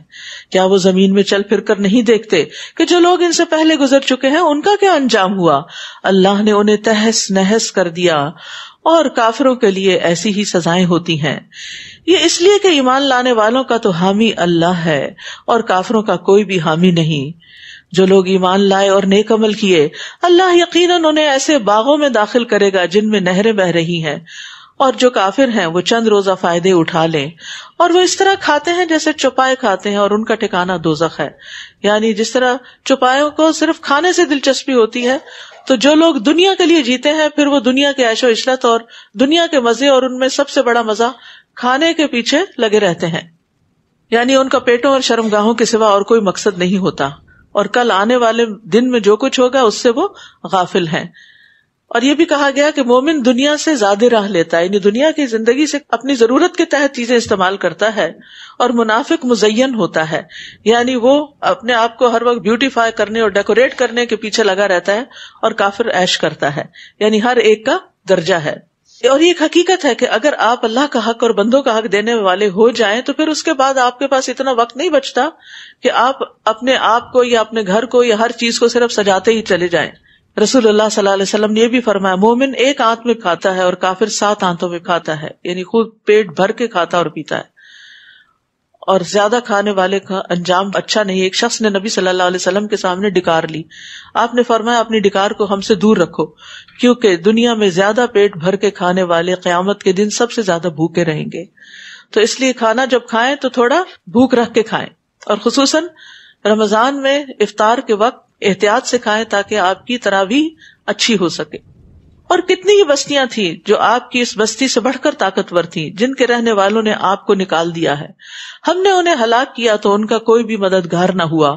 بھلا جو شخص اپنے رب کی طرف سے ایک واضح دلیل پر ہو اس شخص جیسا ہو سکتا ہے جس کے برے عمل اسے خوشنما بنا کر دکھائے جا رہے ہوں اور وہ اپنی خواہشات کی پیروی کر رہے ہوں. جس جنت کا پرہیزگاروں سے وعدہ کیا گیا ہے اس کی شان یہ ہے کہ اس میں پانی کی نہریں ہیں جو کبھی باسی نہ ہوگا. ٹھہرا ہوا پانی پرانا ہو جاتا ہے نا، تو جنت کی نہروں کا پانی پرانا نہیں ہوگا. اور دودھ کی نہریں ہیں جس کا مزہ کبھی نہیں بدلے گا، دودھ بھی تھوڑی دیر رکھ دے تو ذائقہ خراب ہو جاتا ہے. اور شراب کی نہریں ہیں جو پینے والوں کے لیے لذیذ ہوگی، اور کچھ نہریں صاف شہد کی ہوں گی، یعنی جن میں کوئی بھی میل کچیل نہیں ہوگا، مکھیوں کے پر اور ٹانگیں وغیرہ نہیں ہوگی. نیز ان کے لیے ہر طرح کے پھل ہوں گے اور ان کے رب کی طرف سے مغفرت ہوگی. ایسا شخص کیا ان لوگوں کی طرح ہو سکتا ہے جو ہمیشہ آگ میں رہنے والے ہوں اللہ، اور انہیں پینے کو کھولتا ہوا پانی دیا جائے جو ان کی آنتیں کاٹ کے رکھ دے. اللہ ہم سب کو اس سے بچائے. اور ان میں سے کچھ ایسے ہیں یعنی منافقین جو آپ کی بات کان لگا کے سنتے ہیں، پھر جب تمہارے ہاں سے باہر جاتے ہیں تو ان لوگوں سے جنہیں علم دیا گیا پوچھتے ہیں کہ ابھی ابھی اس نبی نے کیا کہا تھا. یعنی مجلس میں بیٹھتے ہیں تو اس طرح سر ہلا ہلا کے بتاتے ہیں جیسے ہمیں سب سے زیادہ سمجھ آ رہا ہو، لیکن سمجھتے کچھ نہیں، دھیان کہیں اور لگا ہوا ہے. اور باہر جا کے پوچھتے ہیں آج بھلا اہم بات کون سی ہوئی تھی. یہی لوگ ہیں جن کے دلوں پر اللہ نے مہر لگا دی اور وہ اپنی خواہشوں کے پیچھے لگے ہوئے. خواہشات کے پیچھے لگے رہنا ہی دراصل انسان کو دین کے علم میں، سمجھ میں، اللہ اور اس کے رسول کی بات کی سمجھ میں پیچھے کر دیتا ہے. اور جن لوگوں نے ہدایت پائی اللہ ان کو اور زیادہ ہدایت دیتا ہے اور تقوی عطا کرتا ہے. کیا اب یہ لوگ بس قیامت کا انتظار کر رہے ہیں کہ وہ یکدم ان پہ آ پڑے؟ اس کی نشانیاں تو آ چکی ہیں. جب قیامت آ جائے گی تو پھر ان کے لیے نصیحت قبول کرنے کا کون سا موقع باقی رہ جائے گا؟ وہ تو بس جزا کا دن ہے. پھر فاعلم انه لا اله الا الله واستغفر لذنبك وللمؤمنين والمؤمنات والله يعلم متقلبكم ومثواكم.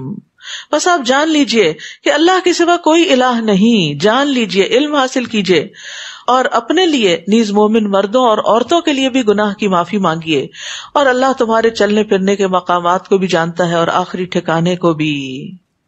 تو یہاں عمل سے پہلے علم کی بات ہوئی ہے.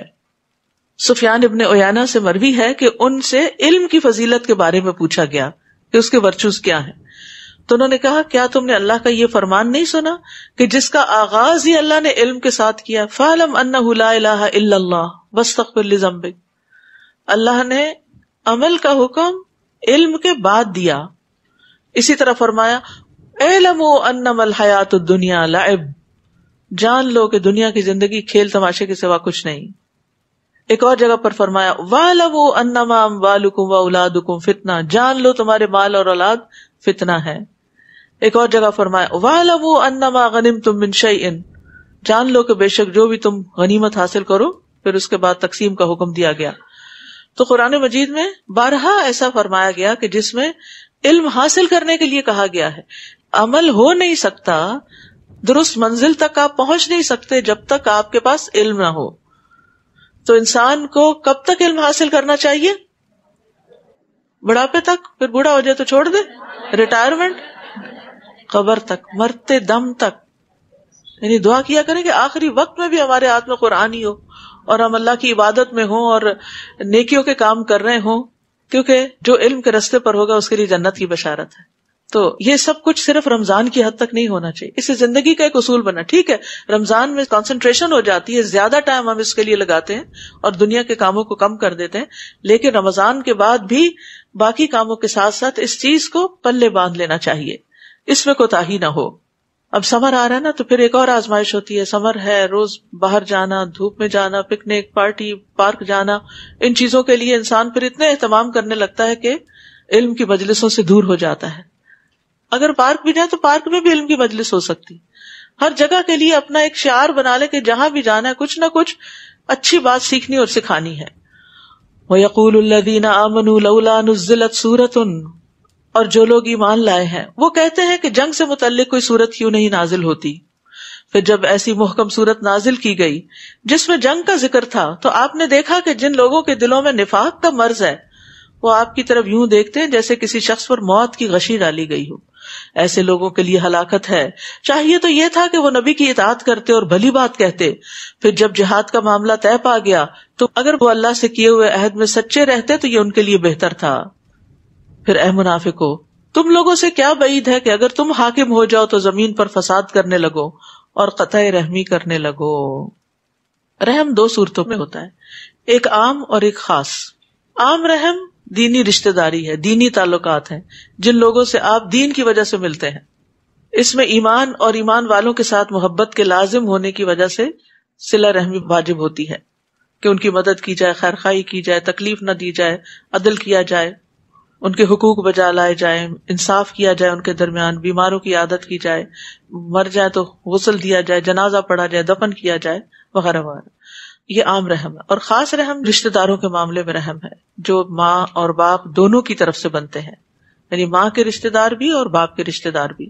اور ان کے کچھ خاص حقوق ہوتے ہیں جیسے کچھ خرچہ دینا، ان کی دیکھ بھال کرنا، مجبوریوں کے اوقات میں ان کا خیال رکھنا. تو جب بہت سارے حقوق اکٹھے ہو جائیں تو سب سے قریبی رشتہ دار سے آغاز کرنا چاہیے. تو قطع رحمی کے نقصانات ہیں، یعنی یہ نہیں کہ اگر ہم رشتہ داریاں توڑتے ہیں تو اس کا نقصان نہیں، صرف کرنے کا ہی فائدہ نہیں، نہ کریں تو نقصان بھی ہے. نبی صلی اللہ علیہ وسلم نے فرمایا بے شک بنی آدم کے اعمال ہر جمعرات کو پیش کیے جاتے ہیں اور قطع رحمی کرنے والے کے اعمال قبول نہیں ہوتے، اس کی نیکیاں رکھ دی جاتی ہیں. نبی صلی اللہ علیہ وسلم نے فرمایا جس نے رشتوں سے کاٹا یا جھوٹی قسم اٹھائی وہ مرنے سے پہلے اس کا وبال دیکھے گا. استغفر اللہ. رسول اللہ صلی اللہ علیہ وسلم نے فرمایا کسی مسلمان کے لیے حلال نہیں کہ اپنے بھائی کو 3 دن سے زیادہ چھوڑے رکھے، یعنی ناراضگی کے بعد 3 دن تک خفا رہے، بس اس کے بعد جس نے 3 دن سے زائد چھوڑ دیا اور اسی حالت میں مر گیا وہ آگ میں جائے گا. تو اس لیے یہ بغض اور دشمنیاں اور ناراضگیاں لمبی نہیں چلانی چاہیے. اولئک الذین لعنہم اللہ، یہی لوگ ہیں جن پر اللہ نے لعنت کی ہے. فاصمہم واعمی ابصارہم، پھر اس نے انہیں بہرا کر دیا اور ان کی آنکھوں کو اندھا کر دیا ہے، ان کو سمجھ ہی نہیں آتی کہ وہ کیا غلط کر رہے ہیں.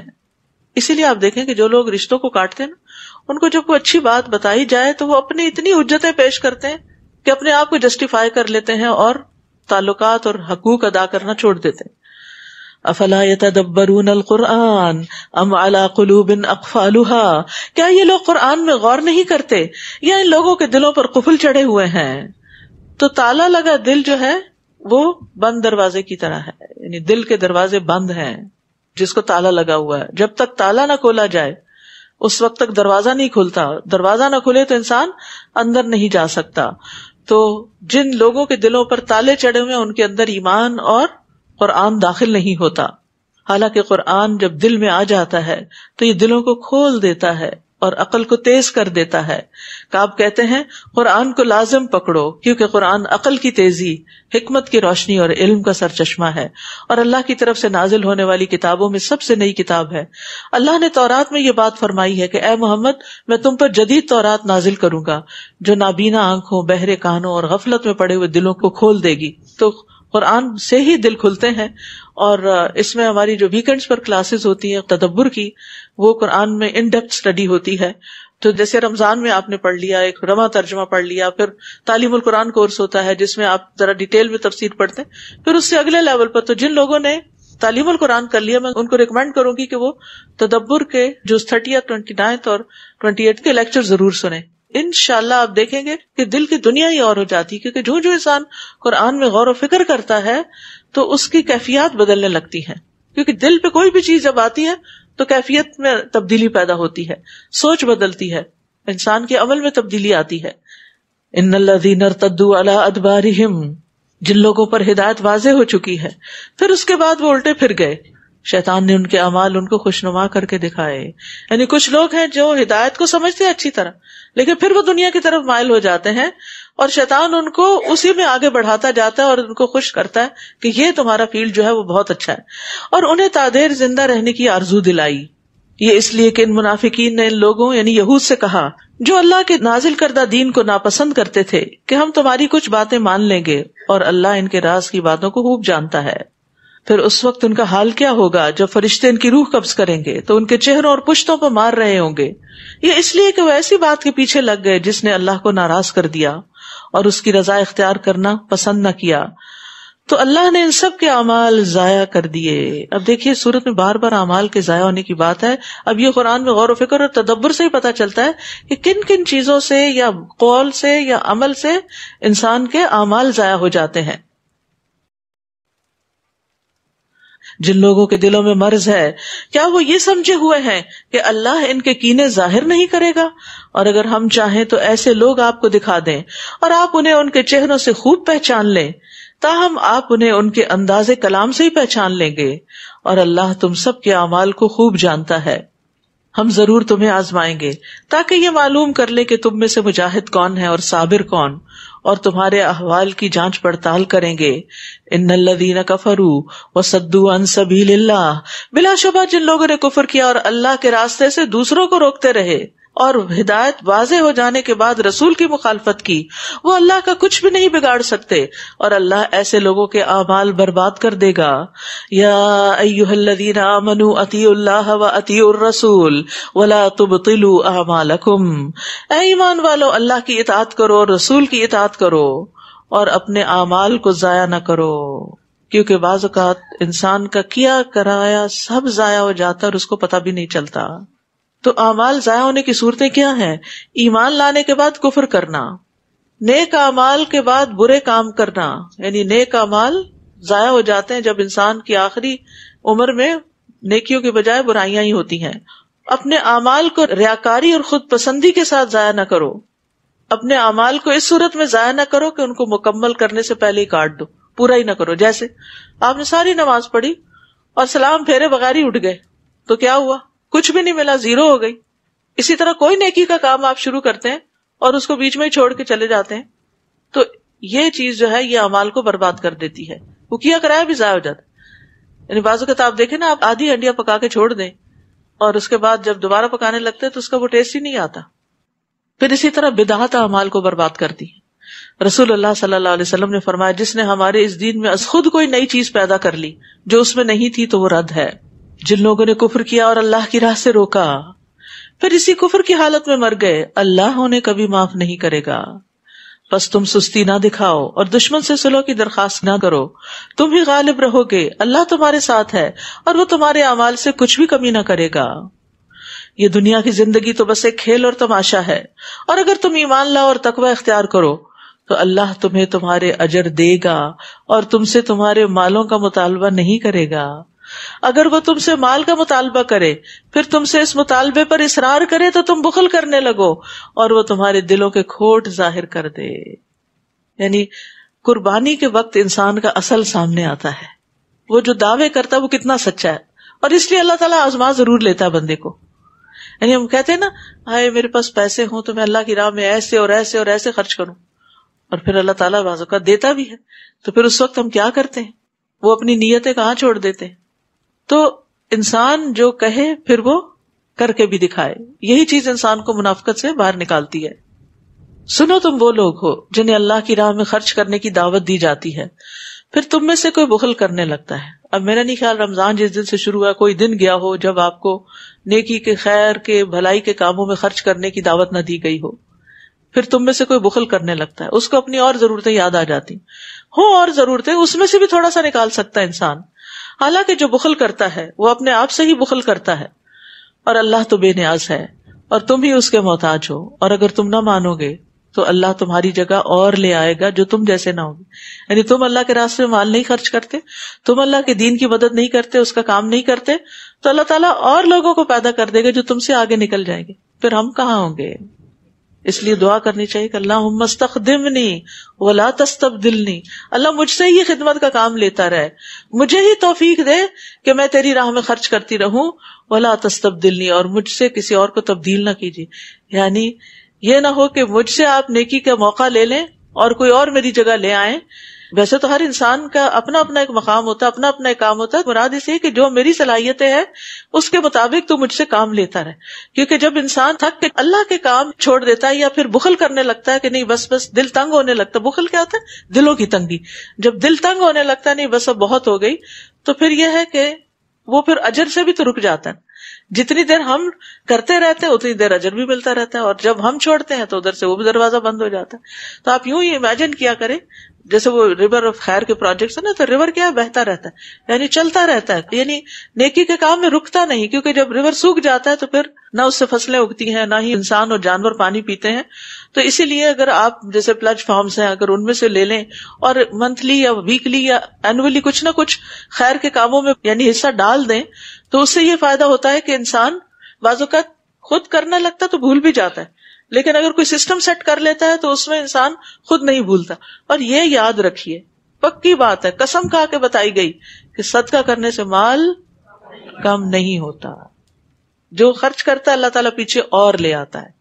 تو ہو سکتا ہے کہ اگر آپ اس طرح کی کوئی کمٹمنٹ کریں تو اس سے فائدہ آپ کو یہ ہو کہ آپ کی نیت کی وجہ سے جو آئندہ بھی آپ کرنے والے ہیں, آپ کی جو کئی مصیبتیں اور بلائیں جو ہیں وہ رک جائیں, کیونکہ ہماری دعائیں اور صدقے اور نیک اعمال اوپر چڑھتے ہیں, اور جب بلائیں اترتی ہیں تو وہ ان کو پیچھے دھکیلتے ہیں کہ تم نہیں اتر سکتے. تو اللہ تعالیٰ سے ہمیں دعا کرنی چاہیے کہ ہمارے لیے بھی ایسے چشمے جاری کر دے کہ جو کبھی نہ سوکھیں, جیسے حضرت عثمان بن مظعون کے لیے چشمہ جاری کر دیا گیا.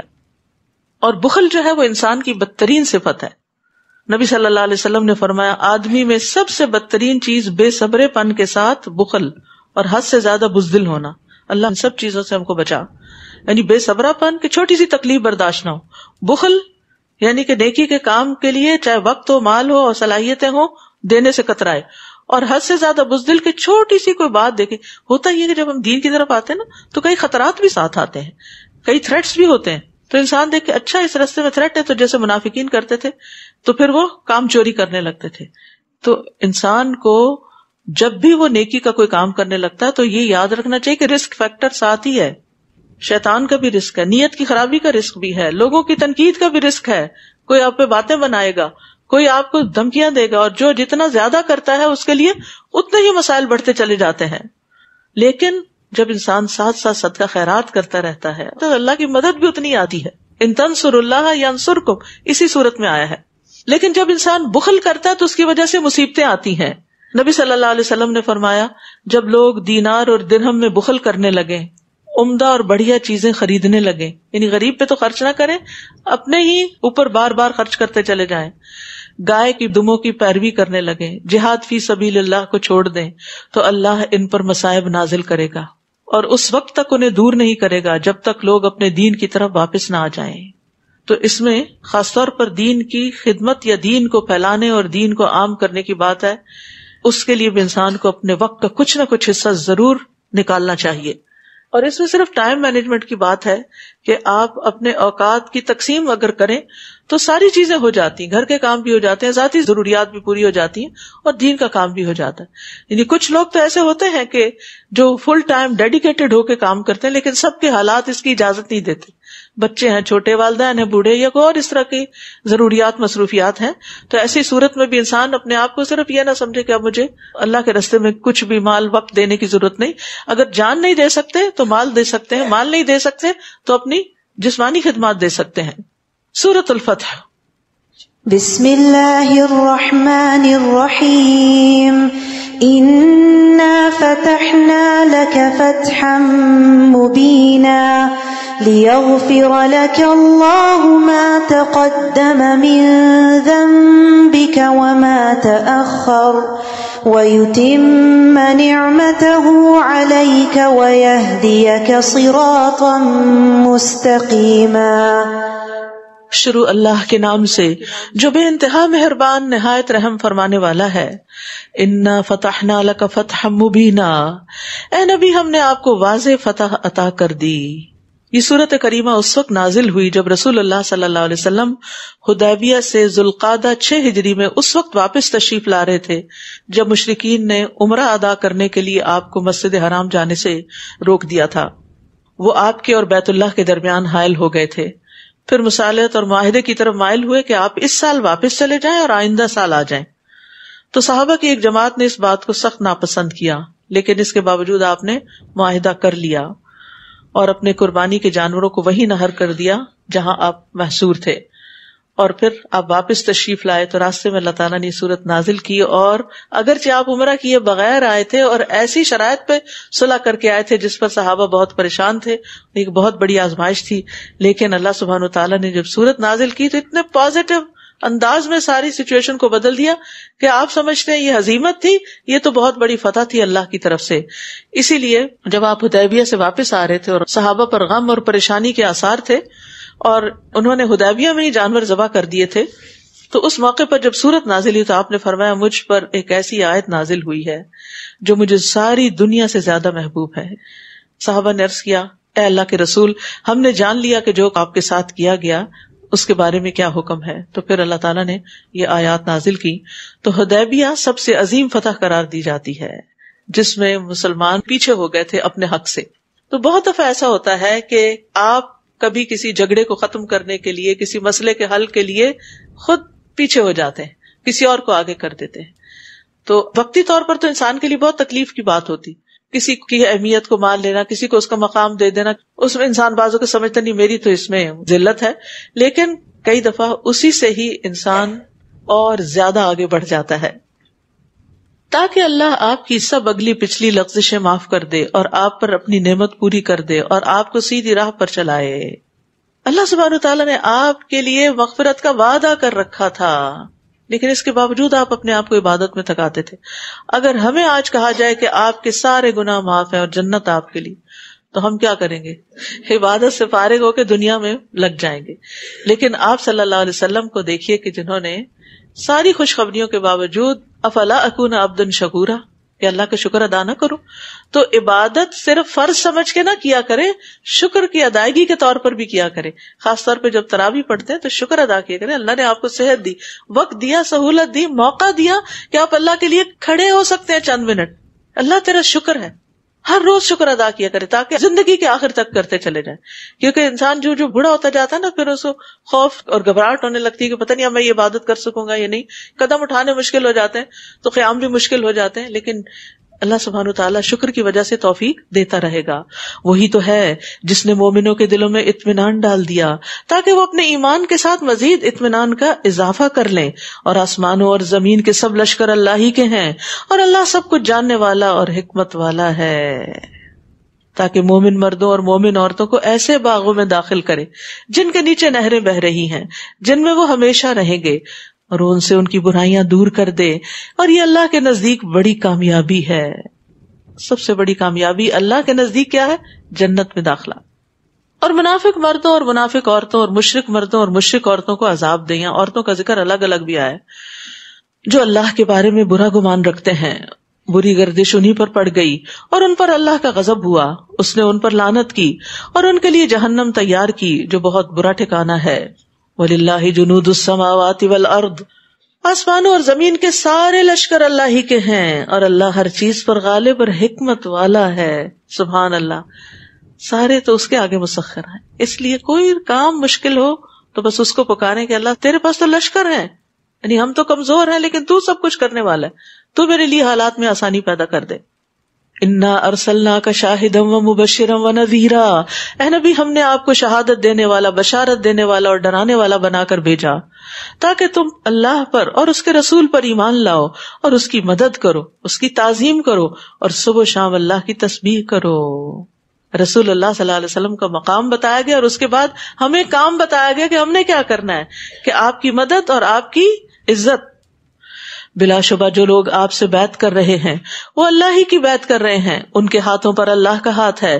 اب جو شخص اس عہد کو توڑے تو اسے توڑنے کا وبال اسی پر ہوگا، اور جو شخص اس عہد کو پورا کرے، بیعت ایک عہد ہوتا ہے، کمٹمنٹ ہوتی ہے، تو جو شخص اس عہد کو پورا کرے جو اس نے اللہ سے کیا تھا تو عنقریب اللہ اسے بڑا اجر عطا کرے گا.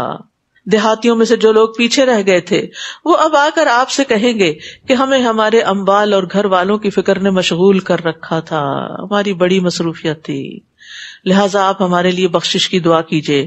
وہ اپنی زبانوں سے ایسی باتیں کہتے ہیں جو ان کے دلوں میں نہیں ہوتی، یہ سب بہانے ہیں. آپ ان سے کہیے کون ہے جو تمہارے حق میں اللہ کے سامنے کچھ بھی اختیار رکھتا ہو، اگر وہ نقصان پہنچانا چاہے یا نفع بخشنا چاہے، بلکہ جو تم کہہ رہے ہو اور کر رہے ہو اللہ اس سے پوری طرح باخبر ہے.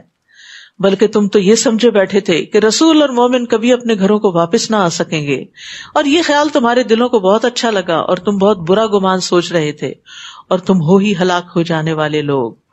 اور جو اللہ اور اس کے رسول پر ایمان نہ لائے تو ایسے کافروں کے لیے ہم نے بھڑکتی آگ تیار کر رکھی ہے. آسمانوں اور زمین کی بادشاہی اللہ ہی کی ہے، جسے چاہے معاف کر دے اور جسے چاہے سزا دے، اور وہ معاف کرنے والا اور رحم کرنے والا ہے. جب تم غنیمتیں حاصل کرنے کے لیے جانے لگو گے تو جو لوگ پیچھے رہ گئے تھے فوراً کہیں گے کہ ہمیں بھی ساتھ چلنے دو. یہ لوگ چاہتے ہیں کہ اللہ کے حکم کو بدل دیں. آپ ان سے کہیے تم ہرگز ہمارے ساتھ نہ جاؤ گے، کیونکہ اللہ پہلے ہی ایسی بات فرما چکا ہے. پھر وہ کہیں گے یہ بات نہیں بلکہ تم ہم سے حسد کرتے ہو، الٹا بلیم کریں گے. یہ بات بھی نہیں، مگر یہ لوگ حقیقت کو کم ہی سمجھتے ہیں. اشارہ ہے غزوہ خیبر کی طرف جانے کا کہ اب یہ تمہارے ساتھ نہیں جائیں گے. آپ پیچھے رہ جانے والے بدویوں سے کہیے عنقریب تمہیں ایک سخت جنگجو قوم سے مقابلے کے لیے بلایا جائے گا، تمہیں ان سے لڑنا ہوگا یا وہ مطیع ہو جائیں گے. اس وقت اگر تم حکم مانو گے تو اللہ تمہیں اچھا اجر عطا کرے گا، اور اگر تم نے منہ پھیر لیا جیسے پہلے پھیر لیا تھا تو اللہ تمہیں دردناک سزا دے گا. کوئی اندھا یا لنگڑا یا بیمار اگرچہ جہاد میں شامل نہ ہو تو اس پر کوئی تنگی نہیں، اور جو اللہ اور اس کے رسول کا حکم مان لے اللہ اسے ایسے باغوں میں داخل کرے گا جن کے نیچے نہریں بہ رہی ہوں گی، اور جو منہ موڑے تو اللہ اسے دردناک عذاب دے گا. لقد رضی اللہ عن المؤمنین، بے شک اللہ مومنوں سے خوش ہو گیا جبکہ وہ درخت کے نیچے آپ سے بیعت کر رہے تھے. ان کے دلوں کا حال اسے معلوم ہو گیا، لہٰذا اس نے ان پر اطمینان نازل فرمایا اور انہیں جلد ہی فتح دے دی، اور بہت سے اموال غنیمت بھی جو وہ حاصل کریں گے. اور اللہ بڑا غالب ہے، حکمت والا ہے.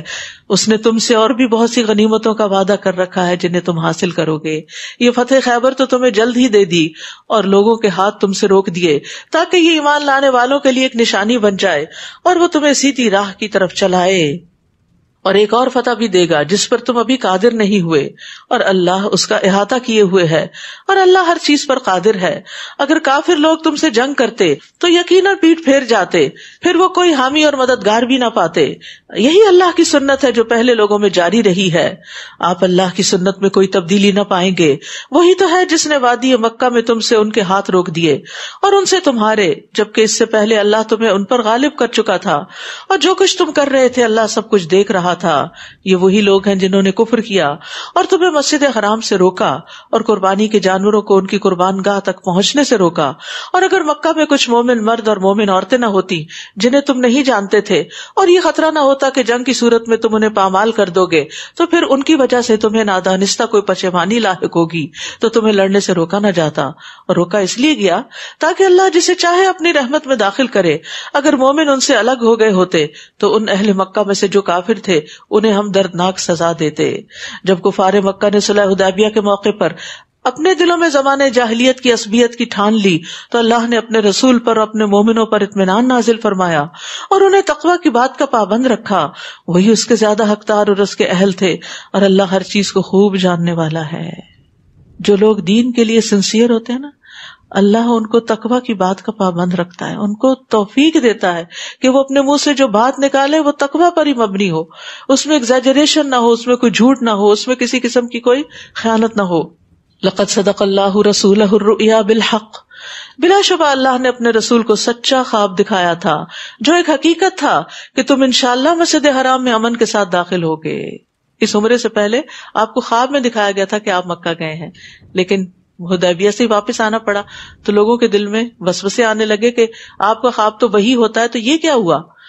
تو اس پر انہیں تسلی دی گئی کہ یہ خواب پورا ہوگا، اور اس وقت تم سر منڈواؤ گے، بال کتراؤ گے، اور تمہیں کوئی خوف نہ ہوگا۔ وہ اس بات کو جانتا تھا جسے تم نہیں جانتے تھے، لہٰذا اس فتح سے پہلے اس نے ایک قریبی فتح خیبر تمہیں عطا کر دی۔ هو الذی ارسل رسولہ بالہدی ودین الحق لیظہرہ علی الدین کلہ وکفی باللہ شہیدا۔ وہی تو ہے جس نے ہدایت اور دین حق دے کر اپنا رسول بھیجا تاکہ اسے باقی ادیان پر غالب کر دے، اور اس حقیقت پر اللہ کی گواہی کافی ہے۔ محمد الرسول اللہ والذین معہ اشداء علی الکفار رحماء بینہم تراہم رکعا سجدا یبتغون فضلا من اللہ ورضوانا سیماہم فی وجوہہم من اثر السجود ذالک مثلہم فی التوراۃ۔ محمد صلی اللہ علیہ وسلم اللہ کے رسول ہیں، جو لوگ آپ کے ساتھ ہیں وہ کافروں پر تو سخت مگر آپس میں رحم دل ہیں، یعنی صحابہ۔ تم جب دیکھو گے انہیں رکوع اور سجود کرتے ہوئے اور اللہ کے فضل اور اس کی رضامندی کی تلاش کرتے ہوئے دیکھو گے، یعنی جب انہیں دیکھو گے عبادت میں ہی مصروف نظر آئیں گے۔ کثرت سجدہ کی وجہ سے ان کی پیشانیوں پر امتیازی نشان موجود ہیں۔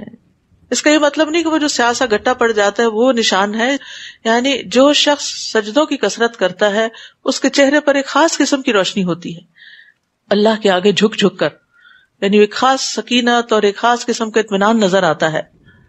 کثرت سجدہ کی وجہ سے ان کی پیشانیوں پر امتیازی نشان موجود ہیں۔ ان کی یہی صفت تورات میں بیان ہوئی ہے اور یہی انجیل میں ہے، جیسے ایک کھیتی ہو جس نے اپنی کونپل نکالی، پھر اسے مضبوط کیا، پھر وہ موٹی ہوئی، پھر اپنے تنے پہ کھڑی ہو گئی۔ اس وقت وہ کسانوں کو خوش کرتی ہے تاکہ کافروں کو ان کی وجہ سے غصہ دلائے۔ اس گروہ کے لوگ جو ایمان لائے اور نیک عمل کیے، اللہ نے ان سے مغفرت اور بڑے اجر کا وعدہ فرمایا ہے۔ سورۃ الحجرات۔ بسم اللہ الرحمن الرحیم۔ یا ایہا الذین آمنوا لا تقدموا بین یدی اللہ ورسولہ واتقوا اللہ ان اللہ سمیع علیم۔ شروع کرتی ہوں اللہ کے نام سے جو بے انتہا مہربان نہایت رحم فرمانے والا ہے۔ اے ایمان والو، اللہ اور اس کے رسول کے سامنے پیش قدمی نہ کرو، ان سے آگے نہ بڑھو، اور اللہ سے ڈرتے رہو، بلا شبہ اللہ تعالیٰ سب کچھ سننے والا اور جاننے والا ہے۔ تو نبی صلی اللہ علیہ وسلم کے کلام پر، آپ کی حدیث پر اپنی عقل اور اپنے فہم اور اپنے فلسفے بگاڑنا جو ہے اس سے منع کیا گیا ہے۔ جب اللہ سبحانہ تعالیٰ نے صحابہ کو نبی صلی اللہ علیہ وسلم کی آواز پر اپنی آواز بلند کرنے سے منع کیا تو پھر کس کو مجال ہے کہ وہ آپ کی بات سے آگے بڑھ کر کوئی بات کرے۔ اور اپنی بات کو زیادہ اہمیت دے. اے ایمان والو، اپنی آواز نبی کی آواز سے بلند نہ کرو اور نہ ہی اس کے سامنے اس طرح اونچی آواز سے بولو جیسے تم ایک دوسرے سے بولتے ہو. دو چیزیں ہیں یہاں. ایک تو یہ کہ والیوم جو ہے آواز کا وہ آپ کی آواز سے اونچا نہ ہو، اور دوسرے یہ کہ آپ کی مجلس میں یا مسجد میں یا آپ کی موجودگی میں آپس میں ایک دوسرے پر آوازیں بلند نہ کرو، شور نہ کرو. ایسا نہ ہو کہ تمہارے اعمال برباد ہو جائیں. پیچھے سورۃ محمد میں اعمال کی بربادی کی تفصیل ہم نے پڑھی، اس میں ایک اور ایڈیشن کر لیجئے، اور تمہیں اس کی خبر بھی نہ ہو. تو بعض علماء نے نبی صلی اللہ علیہ وسلم کی زندگی کے علاوہ بعد میں آپ کے روضہ مبارک کے پاس آواز بلند کرنے سے بھی منع کیا ہے. لیکن افسوس کے ساتھ ہی کہنا پڑتا ہے کہ جب لوگ مسجد نبی میں جاتے ہیں تو اس طرح بعض اوقات بھاگتے ہوئے، چیختے ہوئے، لڑتے لڑاتے اور شور مچاتے، اور وہاں بھی باتیں نہیں ختم ہوتی، کوئی ادب نہیں، احترام نہیں، ذکر نہیں، درود شریف نہیں، اور صرف ایک ہنگامہ برپا کیا ہوا ہے. بس یہ کہ ہم اس جگہ پہنچ جائیں سمجھے ہم جنتی ہو گئے. نہیں، ہر جگہ کے کچھ اصول اور قاعدے اور ضابطے ہوتے ہیں. تو لہٰذا آپ کو اللہ تعالیٰ جب نصیب کرے جانا تو سب سے زیادہ اس بات کا خیال رکھیے کہ کہیں میرا عمرہ اور یہ عبادت اور مسجدوں کی طرف دوڑنا ضائع ہی نہ ہو جائے کہ میں یہاں اونچی آواز میں کسی کو پکار کے بھی کہوں کہ ادھر آؤ. یعنی سب سے زیادہ اس چیز کا خیال رکھنا ہے، کیونکہ نیکیاں کرنے کے علاوہ ان کو سنبھالنا بھی بڑا کام ہوتا ہے. جیسے مال و دولت آپ کما لیتے ہیں تو پھر اس کے بعد کیا کرنا ہوتا ہے؟ اس کو ایسے چھوڑ دینا ہوتا ہے، جو مرضی اٹھا کے لے جائے اس کو ضائع کر. مال کما کے اس کو سنبھالتے ہیں، حفاظت کرتے ہیں اس کی. اعمال کما کر بھی ان کی حفاظت کرنا ضروری ہے، اور ان میں سے ایک نبی صلی اللہ علیہ وسلم کا احترام.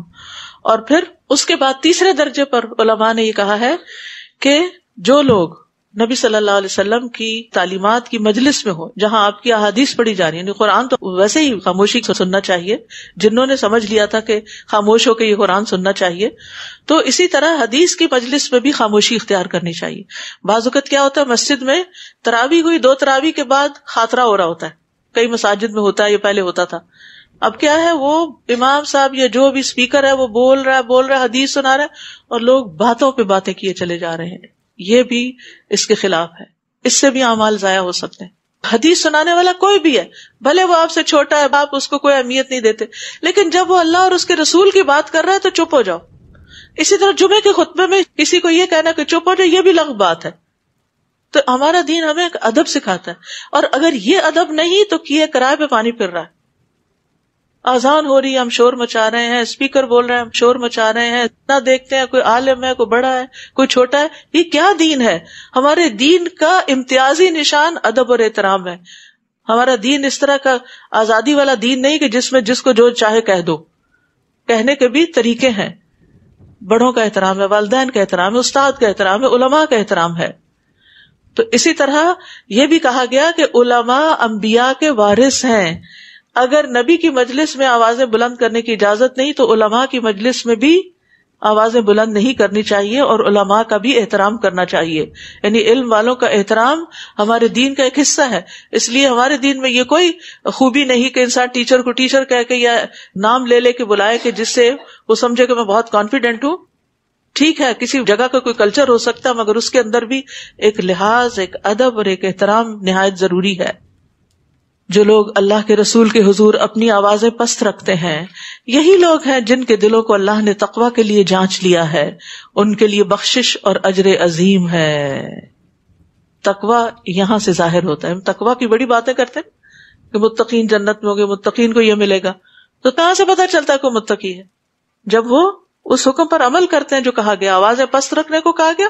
جو آوازیں پست رکھتے ہیں انہی کے دلوں میں تقویٰ ہے، انہی کے لیے بخشش اور اجر عظیم ہے. اے نبی صلی اللہ علیہ وسلم، جو لوگ آپ کو حجروں کے باہر سے پکارتے ہیں ان میں سے اکثر بے عقل ہیں. یہ مدینہ والے تو نہیں کرتے تھے، جو باہر سے قبائل وغیرہ آتے تھے.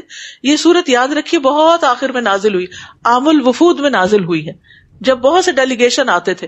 اور وہ آتے تھے اور وہ نہیں دیکھتے تھے کہ نبی صلی اللہ علیہ وسلم تہجد سے اٹھے ہوئے ہیں اور پھر علم کی مجالس اور بہت سے کام کاج کر کے گھر میں تھوڑا قیلولہ کرنے کے لیے گئے ہیں. وہ آ کے آپ کے دروازوں کے باہر کھڑے ہو کر یا محمد اخرج علینا اس طرح کہہ کے پکارتے تھے. تو اللہ سبحانہ وتعالیٰ نے اس کا بھی نوٹس لے لیا اور اس سے بھی منع کر دیا.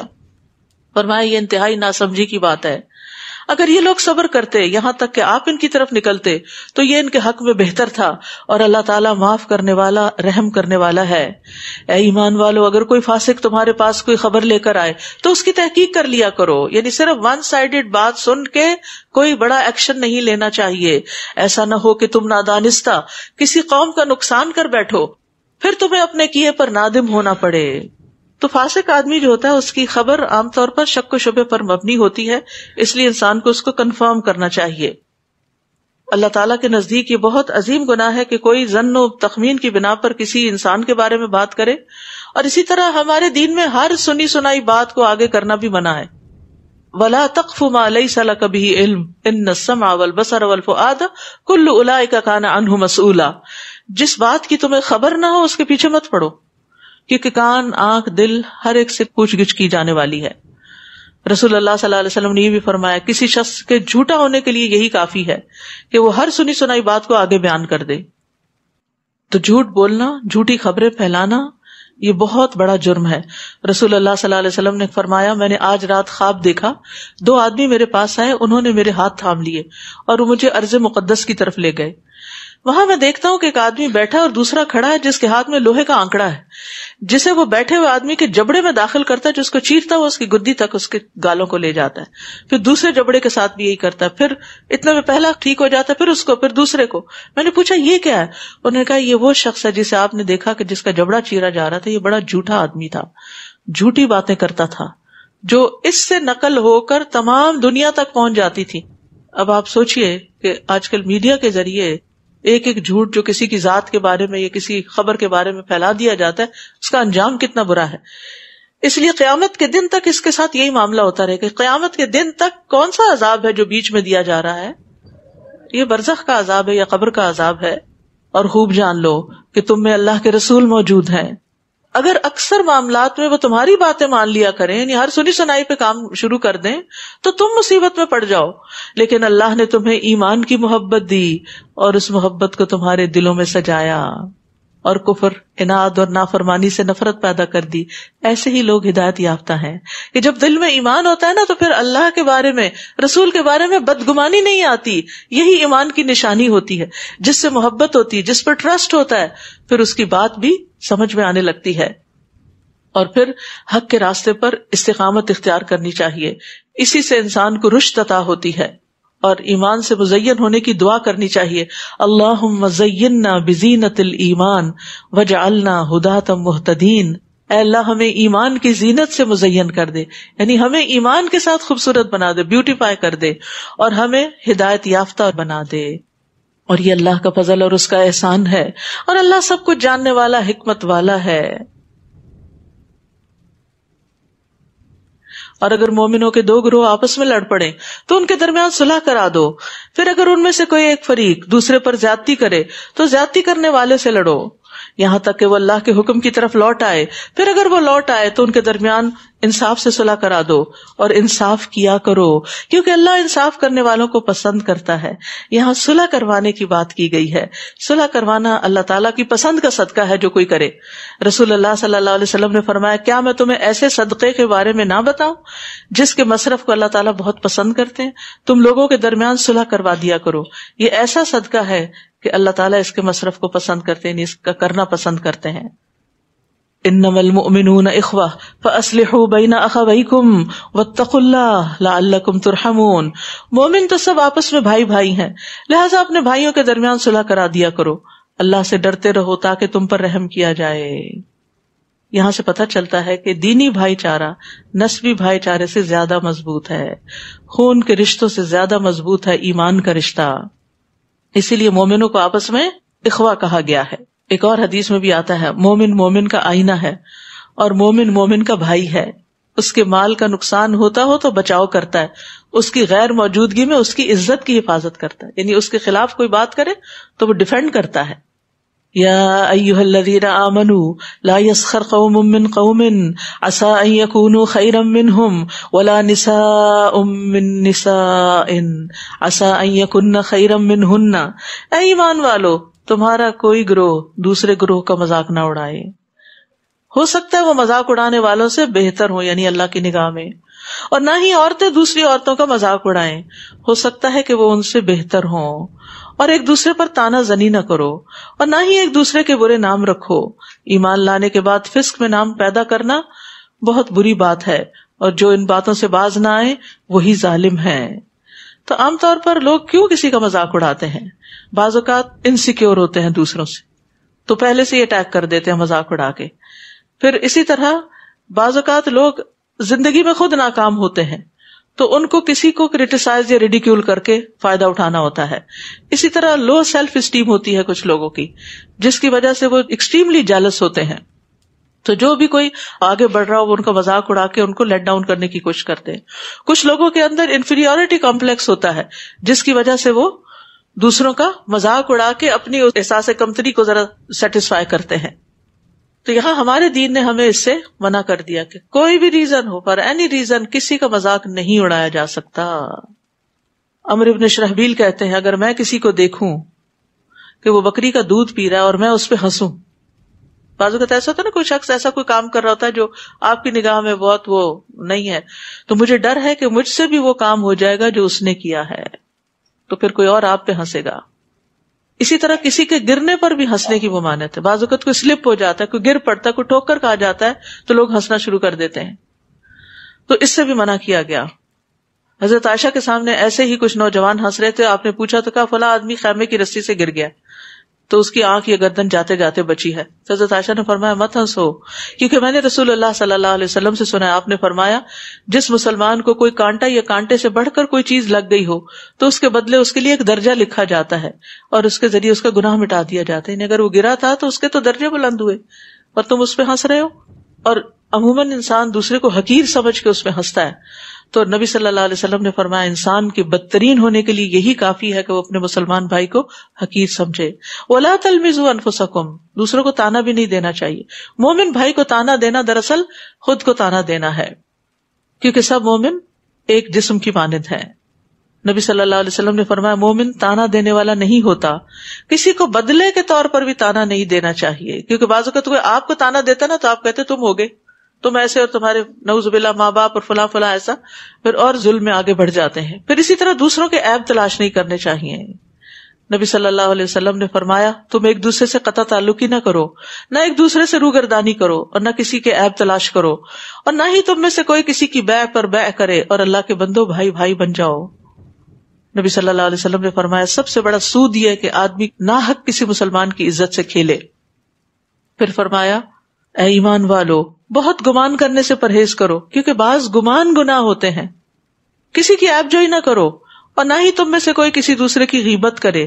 کیا تم میں سے کوئی یہ پسند کرتا ہے کہ اپنے مردہ بھائی کا گوشت کھائے؟ تم تو خود اس کو ناپسند کرتے ہو، اور اللہ سے ڈرتے رہو، اللہ ہر وقت توبہ قبول کرنے والا اور رحم کرنے والا ہے۔ تو دوسرے کے بارے میں برے گمان سے بچنا چاہیے۔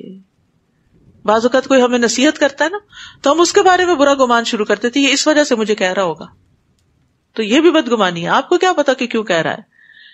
فرمایا بدگمانی سے بچو، کیونکہ بدگمانی سب سے زیادہ جھوٹی بات ہے۔ عبداللہ کہتے ہیں جس کی چوری ہو جائے وہ بدگمانی کی وجہ سے چور سے زیادہ گناہگار ہو جاتا ہے، اس نے کی ہوگی، اس نے کی ہوگی، ہر ایک کو مورد الزام ٹھہرا رہا ہوتا ہے۔ تو اسی لیے ابو عالیہ کہتے ہیں ہمیں حکم دیا گیا کہ خادم کو مہر لگا کے چیز دیں، بند کر کے، پیک کر کے، سٹیپل کر کے، ناپ کر دیں، گن کر دیں، ان کی عادت اچھی ہو یا نہ، ہم میں سے کسی کو بدگمانی نہ ہو کہ اس نے بیچ میں سے کچھ چرا لیا۔ اسی طرح تجسس سے منع کیا گیا۔ نبی صلی اللہ علیہ وسلم نے فرمایا جو شخص دوسروں کی بات سننے کے لیے کان لگائے جو اس کو پسند نہیں، یا اس سے بھاگتے ہیں کہ وہ ان کے سامنے بات نہیں کرنا چاہتے، تو ایسے شخص کے کانوں میں قیامت کے دن پگھلا ہوا سیسا ڈالا جائے گا۔ پھر اسی طرح کوئی کسی کی غیبت نہ کرے۔ غیبت کیا ہے؟ کسی کی پیٹھ پیچھے اس کی برائی کرنا، اور غیبت کرنا کیا ہے؟ کہ ایسی بات کرنا جس کو وہ ناپسند کرے، چاہے اس کے دین میں ہو، اس کے جسم میں ہو، یا دنیا میں ہو، اس کے نفس میں، اس کی بناوٹ میں، اس کے اخلاق میں، اس کے مال میں، اس کی اولاد میں، اس کے والدین، اس کی بیوی، اس کے خادم میں، یا اس کے کپڑوں میں، یا اس کی مسکراہٹ میں، یا اس کے کسی گناہ میں، اس کے غصے میں یا خوشی میں، ان سب چیزوں کے بارے میں نیگیٹو بات کرنا کسی کے عدم موجودگی میں، یہ سب غیبت میں شمار ہو جاتا ہے۔ اب مثلا بعض اوقات ہم کہتے ہیں فلاں کے غصے سے تو اللہ کی پناہ، یہ بھی غیبت ہے۔ یعنی آپ اس کو ایک طرح سے پورٹرے کر رہے ہیں کہ بہت ہی برا انسان ہے. ہو سکتا ہے کہ کسی وقت اچھا بھی کرتا ہو, آپ کو کیا پتا اس کا کیا مقام ہے. پھر اسی طرح غیبت وہی ہے جو عیب کسی کے اندر ہے اسی کا ذکر کرنا, جو عیب ہے نہیں وہ تو پھر بہتان ہو گیا. بے جا تبصرے کرنا. رسول اللہ صلی اللہ علیہ وسلم کے پاس ایک آدمی کا ذکر کیا گیا, جب تک اسے کھلایا نہ جائے کھاتا نہیں, جب تک سوار نہ کرو سوار نہیں ہوتا. نبی صلی اللہ علیہ وسلم فرمایا تم لوگوں نے اس کی غیبت کی. صحابہ نے کہا اللہ کے رسول یہ باتیں تو وہی ہیں جو اس کے اندر ہیں. آپ نے فرمایا یہی تو غیبت ہے کہ تم اپنے بھائی کے اس عیب کا ذکر کرو جو اس کے اندر موجود ہے. اسی طرح کسی کی نقل اتارنا. ایک مرتبہ حضرت عائشہ نے نبی صلی اللہ علیہ وسلم کے سامنے کسی عورت کی نقل اتاری تو آپ صلی اللہ علیہ وسلم نے فرمایا کہ تم نے اس کی غیبت کی ہے, یعنی کسی کی آواز کی یا کسی سٹائل کی. پھر اسی طرح غیبت زبان سے بول کے بھی ہوتی ہے, لکھ کے بھی ہوتی ہے, آنکھ کے اشارے سے, ہاتھ کے اشارے سے, ایموٹیکن سے بھی ہوتی ہے. ٹھیک ہے, یعنی آپ کسی کے جسم کے بارے میں تبصرہ کریں کہ وہ ایسا چندی آنکھوں والا ہے, فلاں تو نمازوں میں بڑی سستی کرتا ہے, فلاں ادب آداب سے خالی ہے, فلاں فاسق ہے, فلاں بد اخلاق ہے, فلاں میلے کچیلے کپڑے پہنتا ہے. تو اسی طرح غیبت نہ کرنی چاہیے نہ ہی سننی چاہیے. ابو قلابہ کہتے جب سے مجھے غیبت کا گناہ پتا چلا ہے میں نے کبھی کسی کی غیبت نہیں کی. میمون کسی کی غیبت کرنے نہیں دیتے تھے, کوئی ان کے پاس کرتا تو اٹھ کے چلے جاتے تھے. عمر بن خطاب کہتے ہیں لوگوں کے بارے میں باتیں کرنے سے بچو کیونکہ یہ ایک بیماری ہے, اللہ کا ذکر کرو کیونکہ اس میں شفا ہے.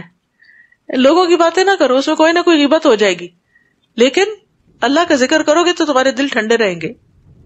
عمر بن عبید سے کہا گیا فلاں آدمی نے آپ کے بارے میں اتنی عیب جوئی کی کہ ہمیں آپ پر رحم آنے لگا.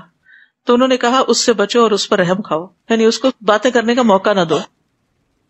یا ایھا الناس انا خلقناکم من ذکر و انثی, اے لوگو ہم نے تمہیں ایک مرد اور ایک عورت سے پیدا کیا اور تمہاری ذاتیں اور قبیلے اس لیے بنائے تاکہ تم ایک دوسرے کو پہچان سکو, ورنہ اللہ کے نزدیک سب سے زیادہ قابل عزت وہی ہے جو تم میں سب سے زیادہ پرہیزگار ہو.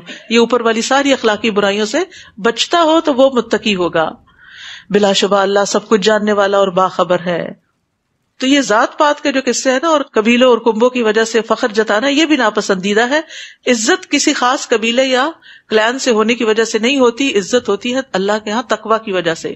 بدویوں نے کہا ہم ایمان لے آئے. آپ ان سے کہیے تم ایمان نہیں لائے بلکہ یوں کہو کہ ہم مسلمان ہو گئے, اور ابھی تک ایمان تو تمہارے دلوں میں داخل ہی نہیں ہوا. اور اگر تم اللہ اور اس کے رسول کی اطاعت کرو تو اللہ تمہارے اعمال سے کچھ بھی کمی نہیں کرے گا. اللہ یقیناً بخشنے والا اور رحم کرنے والا ہے.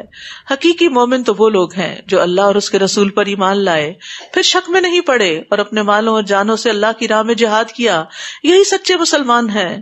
آپ ان بدویوں سے کہیے کیا تم اللہ کو اپنی دینداری جتلاتے ہو, حالانکہ اللہ آسمانوں اور زمین کی ہر چیز کو جانتا ہے اور وہ ہر چیز کو خوب جاننے والا ہے. وہ آپ پر احسان جتاتے ہیں کہ وہ اسلام لائے. آپ ان سے کہیے اپنے اسلام کا مجھ پہ احسان مت جتاؤ, بلکہ اللہ نے تم پر احسان کیا کہ تمہیں ایمان کی ہدایت دے دی, اگر فی الواقع تم اپنی بات میں سچے ہو. ان اللہ یعلم غیب السماوات والارض واللہ بصیر بما تعملون, اللہ آسمانوں اور زمین کی سب پوشیدہ چیزوں کو جانتا ہے اور جو کچھ تم کر رہے ہو اللہ اس کو دیکھ رہا ہے. سورۃ قاف. نبی صلی اللہ علیہ وسلم اس کو فجر کی نماز میں پڑھا کرتے تھے, جمعے کے خطبے میں اس کی قرات کرتے تھے, عید کی نماز میں اس کی قرات کرتے تھے. اس سے آپ اس سورت کی اہمیت کا اندازہ لگا سکتے ہیں. قاف والقرآن المجید, قاف قسم ہے اس قرآن کی جو بڑی شان والا ہے. بلکہ یہ لوگ اس بات پر تعجب کرتے ہیں کہ انہی میں سے ایک ڈرانے والا ان کے پاس آیا. چنانچہ کافروں نے کہا یہ تو بڑی عجیب بات ہے, کیا جب ہم مر جائیں گے اور مٹی بن جائیں گے تو پھر دوبارہ اٹھائے جائیں گے؟ یہ واپسی تو عقل سے بعید ہے. ہم جانتے ہیں کہ زمین ان کے مردہ اجسام میں کیا کچھ کمی کرتی ہے, اور ہمارے پاس ایک کتاب ہے جس میں سب کچھ محفوظ ہے. بلکہ جب حق ان کے پاس آیا تو انہوں نے اسے جھٹلا دیا. چنانچہ یہ لوگ ایک الجھی ہوئی بات میں پڑ گئے. یعنی جب انسان حق کو چھوڑ دیتا ہے تو کنفیوژن کا شکار ہوتا ہے اور اس کا دین اس پہ خلط ملط ہو جاتا ہے, اس کے معاملات کنفیوز ہو جاتے ہیں. اس لیے ایمان بڑا ضروری ہے, اعتماد بڑا ضروری ہے کہ اللہ اور اس کے رسول نے جو فرمایا سچ فرمایا ہے. اب مجھے اس کو سمجھنے کی کوشش کرنا, نہ کہ ان کے اوپر کوئی الزام دھرنا ہے. کیا انہوں نے اپنے اوپر آسمان کی طرف نہیں دیکھا کہ ہم نے کس طرح سے اسے بنایا اور آراستہ کیا، اور اس میں کوئی شگاف بھی نہیں، اور زمین کو ہم نے پھیلا دیا اور اس میں مضبوط پہاڑ رکھ دیے اور اس میں ہر طرح کی پربہار چیزیں اگائیں۔ ان چیزوں میں ہر رجوع کرنے والے بندے کے لیے بصیرت اور سبق حاصل کرنے کا سامان ہے۔ اور ہم نے آسمان سے برکت والا پانی نازل کیا جس سے ہم نے باغ اگائے اور اناج بھی جو کاٹا جاتا ہے۔ تو اس لیے کبھی چند قطرے اوپر پڑ جائیں بارش کے تو پریشان نہ ہوا کرے، خوش ہوا کرے، اللہ یہ کہ بہت ٹھنڈ ہو، کیونکہ اللہ نے اس پانی کو بابرکت کہا نا، تو یہ بیماریوں کا علاج بھی ہو سکتا ہے۔ اور کھجور کے بلند و بالا درخت بھی جن پہ تہ بتہ خوشے لگتے ہیں، یہ بندوں کے لیے رزق ہے۔ اور اس پانی سے ہم ایک مردہ زمین زندہ کر دیتے، تو جن کے دل مردہ ہو چکے ہوں وہ اس سے دلوں کی زندگی کا سامان کریں۔ تمہارا زمین سے دوبارہ نکلنا بھی اسی طرح ہوگا۔ ان لوگوں سے پہلے قوم نوح، کنویں والے اور سمود نے جھٹلایا، اور عاد اور فرعون اور قوم لوط نے بھی، اور درختوں کے جھنڈ والوں اور تبا کی قوم نے بھی، ہر ایک نے رسولوں کو جھٹلایا، تو ان پر میرا وعدہ عذاب پورا ہو کر رہا۔ افعینا بالخلق الاول بل ہم فی لبس من خلق جدید، کیا ہم پہلی بار پیدا کرنے سے تھک گئے ہیں؟ بلکہ اصل بات یہ ہے کہ یہ لوگ اثر نو پیدائش کے متعلق شک میں پڑے ہوئے ہیں۔ وَلَقَدْ خَلَقْنَا الْإِنسَانَ وَنَعْلَمُ مَا تُوَسْوِسُ بِهِ نَفْسُهُ وَنَحْنُ أَقْرَبُ إِلَيْهِ مِنْ حَبْلِ الْوَرِيدِ، ہم نے انسان کو پیدا کیا اور جو کچھ اس کے دل میں وسوسہ گزرتا ہے ہم تو اسے بھی جانتے ہیں۔ اللہ اکبر، دلوں میں جو خیال آتا ہے سب اللہ کو پتہ چل جاتا ہے، اور اس کے گلے کی رگ سے بھی زیادہ اس کے قریب ہیں، شہ رگ سے بھی زیادہ قریب ہے۔ یعنی کوئی ہمیں اس طرح نہیں جانتا جس طرح اللہ جانتا ہے۔ اس لیے باتیں کر کر کے لوگوں کو اپنے بارے میں تسلی دلانے سے کوئی فائدہ نہیں، اللہ کے سامنے سچا ہونے کی ضرورت ہے۔ اللہ تعالیٰ ظاہر اور باطن میں ہماری نگرانی کر رہا ہے، اسی لیے ہمیں ظاہر اور باطن دونوں میں اللہ کا تقوی اختیار کرنا چاہیے، اور فرشتوں کی نگرانی کو بھی ملوز خاطر رکھنا چاہیے۔ جب دو فرشتے ضبط تحریر میں لانے والے اس کے دائیں اور بائیں بیٹھے سب کچھ ریکارڈ کرتے جاتے ہیں، ما یلفظ من قول الا لدیہ رقیب عتید، وہ کوئی بات منہ سے نہیں نکالتا مگر اس کے پاس ایک تیار نگران موجود ہوتا ہے۔ ہر بات لکھی جاتی ہے، ہر بات لکھی جاتی ہے۔ وجاءت سکرۃ الموت بالحق ذلک ما کنت منہ تحید، اور یہ حقیقت کھولنے کے لیے موت کی بے ہوشی آ پہنچی، یہی وہ بات ہے جسے تو اے انسان گریز کرتا رہا۔ انسان موت کے بارے میں سوچنا نہیں چاہتا، اور موت سے کوئی بچنے والا نہیں، ہم جتنا مرضی اس سے بھاگ لیں۔ قل ان الموت الذی تفرون منہ فانہ ملاقیکم، جس موت سے تم بھاگتے ہو وہ یقیناً تم سے ملنے والی ہے۔ لیکن یاد رکھیے موت کی اپنی تکلیفیں بھی ہیں، اس لیے خاص دعا کرنی چاہیے کہ اللہ تعالیٰ ہمیں ان سے محفوظ رکھے۔ وَنُفِخَ فِي الصُّورِ ذَلِكَ يَوْمُ الْوَعِيدِ، پھر جب سور پھونکا جائے گا تو اس سے کہا جائے گا یہی عذاب کے وعدے کا دن ہے۔ اس دن ہر شخص اس حال میں آئے گا کہ اس کے ساتھ ایک ہانکنے والا اور ایک گواہی دینے والا فرشتہ ہوگا، بلا شبہ تو اس دن سے غافل رہا، سو آج ہم نے تیری آنکھوں سے پردہ اٹھا دیا ہے، اور آج تیری نگاہ خوب تیز ہے۔ اور اس کا ساتھی فرشتہ کہے گا یہ اس کا نامہ اعمال میرے پاس تیار موجود ہے۔ سائق اور شہید دونوں فرشتوں کو حکم ہوگا کہ ہر سرکش کافر کو جہنم میں پھینک دو، جو مال میں بخل کرنے والا، حد سے بڑھنے والا اور شک میں پڑا ہوا تھا، جس نے اللہ کے علاوہ کوئی اور الہ بھی بنا رکھا تھا، لہٰذا اسے سخت عذاب میں پھینک دو۔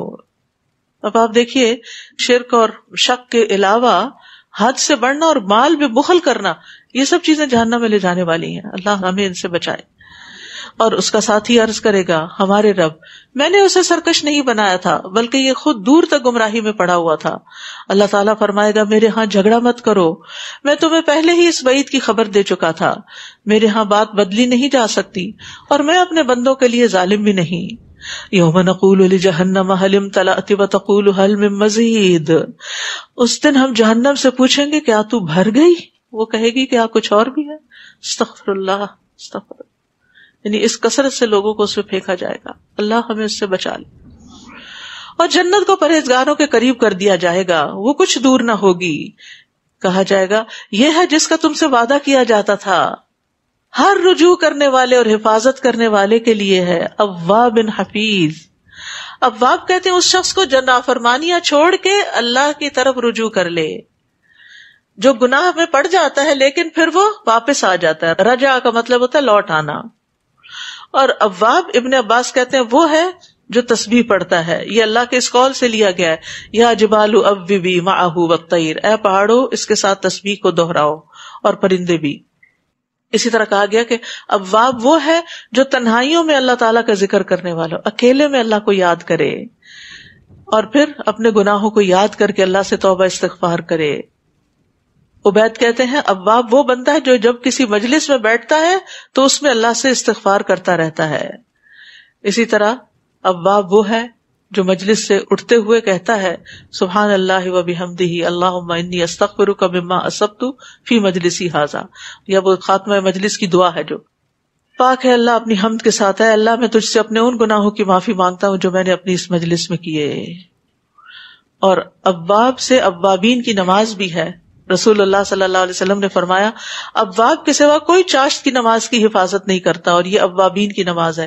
یعنی 4 رکعت سورج نکلنے کے 15 منٹ بعد سے لے کر سورج ڈھلنے کے 15 منٹ پہلے تک اگر آپ نماز پڑھتے ہیں, اول میں پڑھے تو اشراق کہلاتی ہے, دھوپ نکلنے پر تیز ہونے پہ پڑھے تو چاشت کہلاتی ہے. صلاۃ الضحیٰ بھی اس کو کہتے ہیں.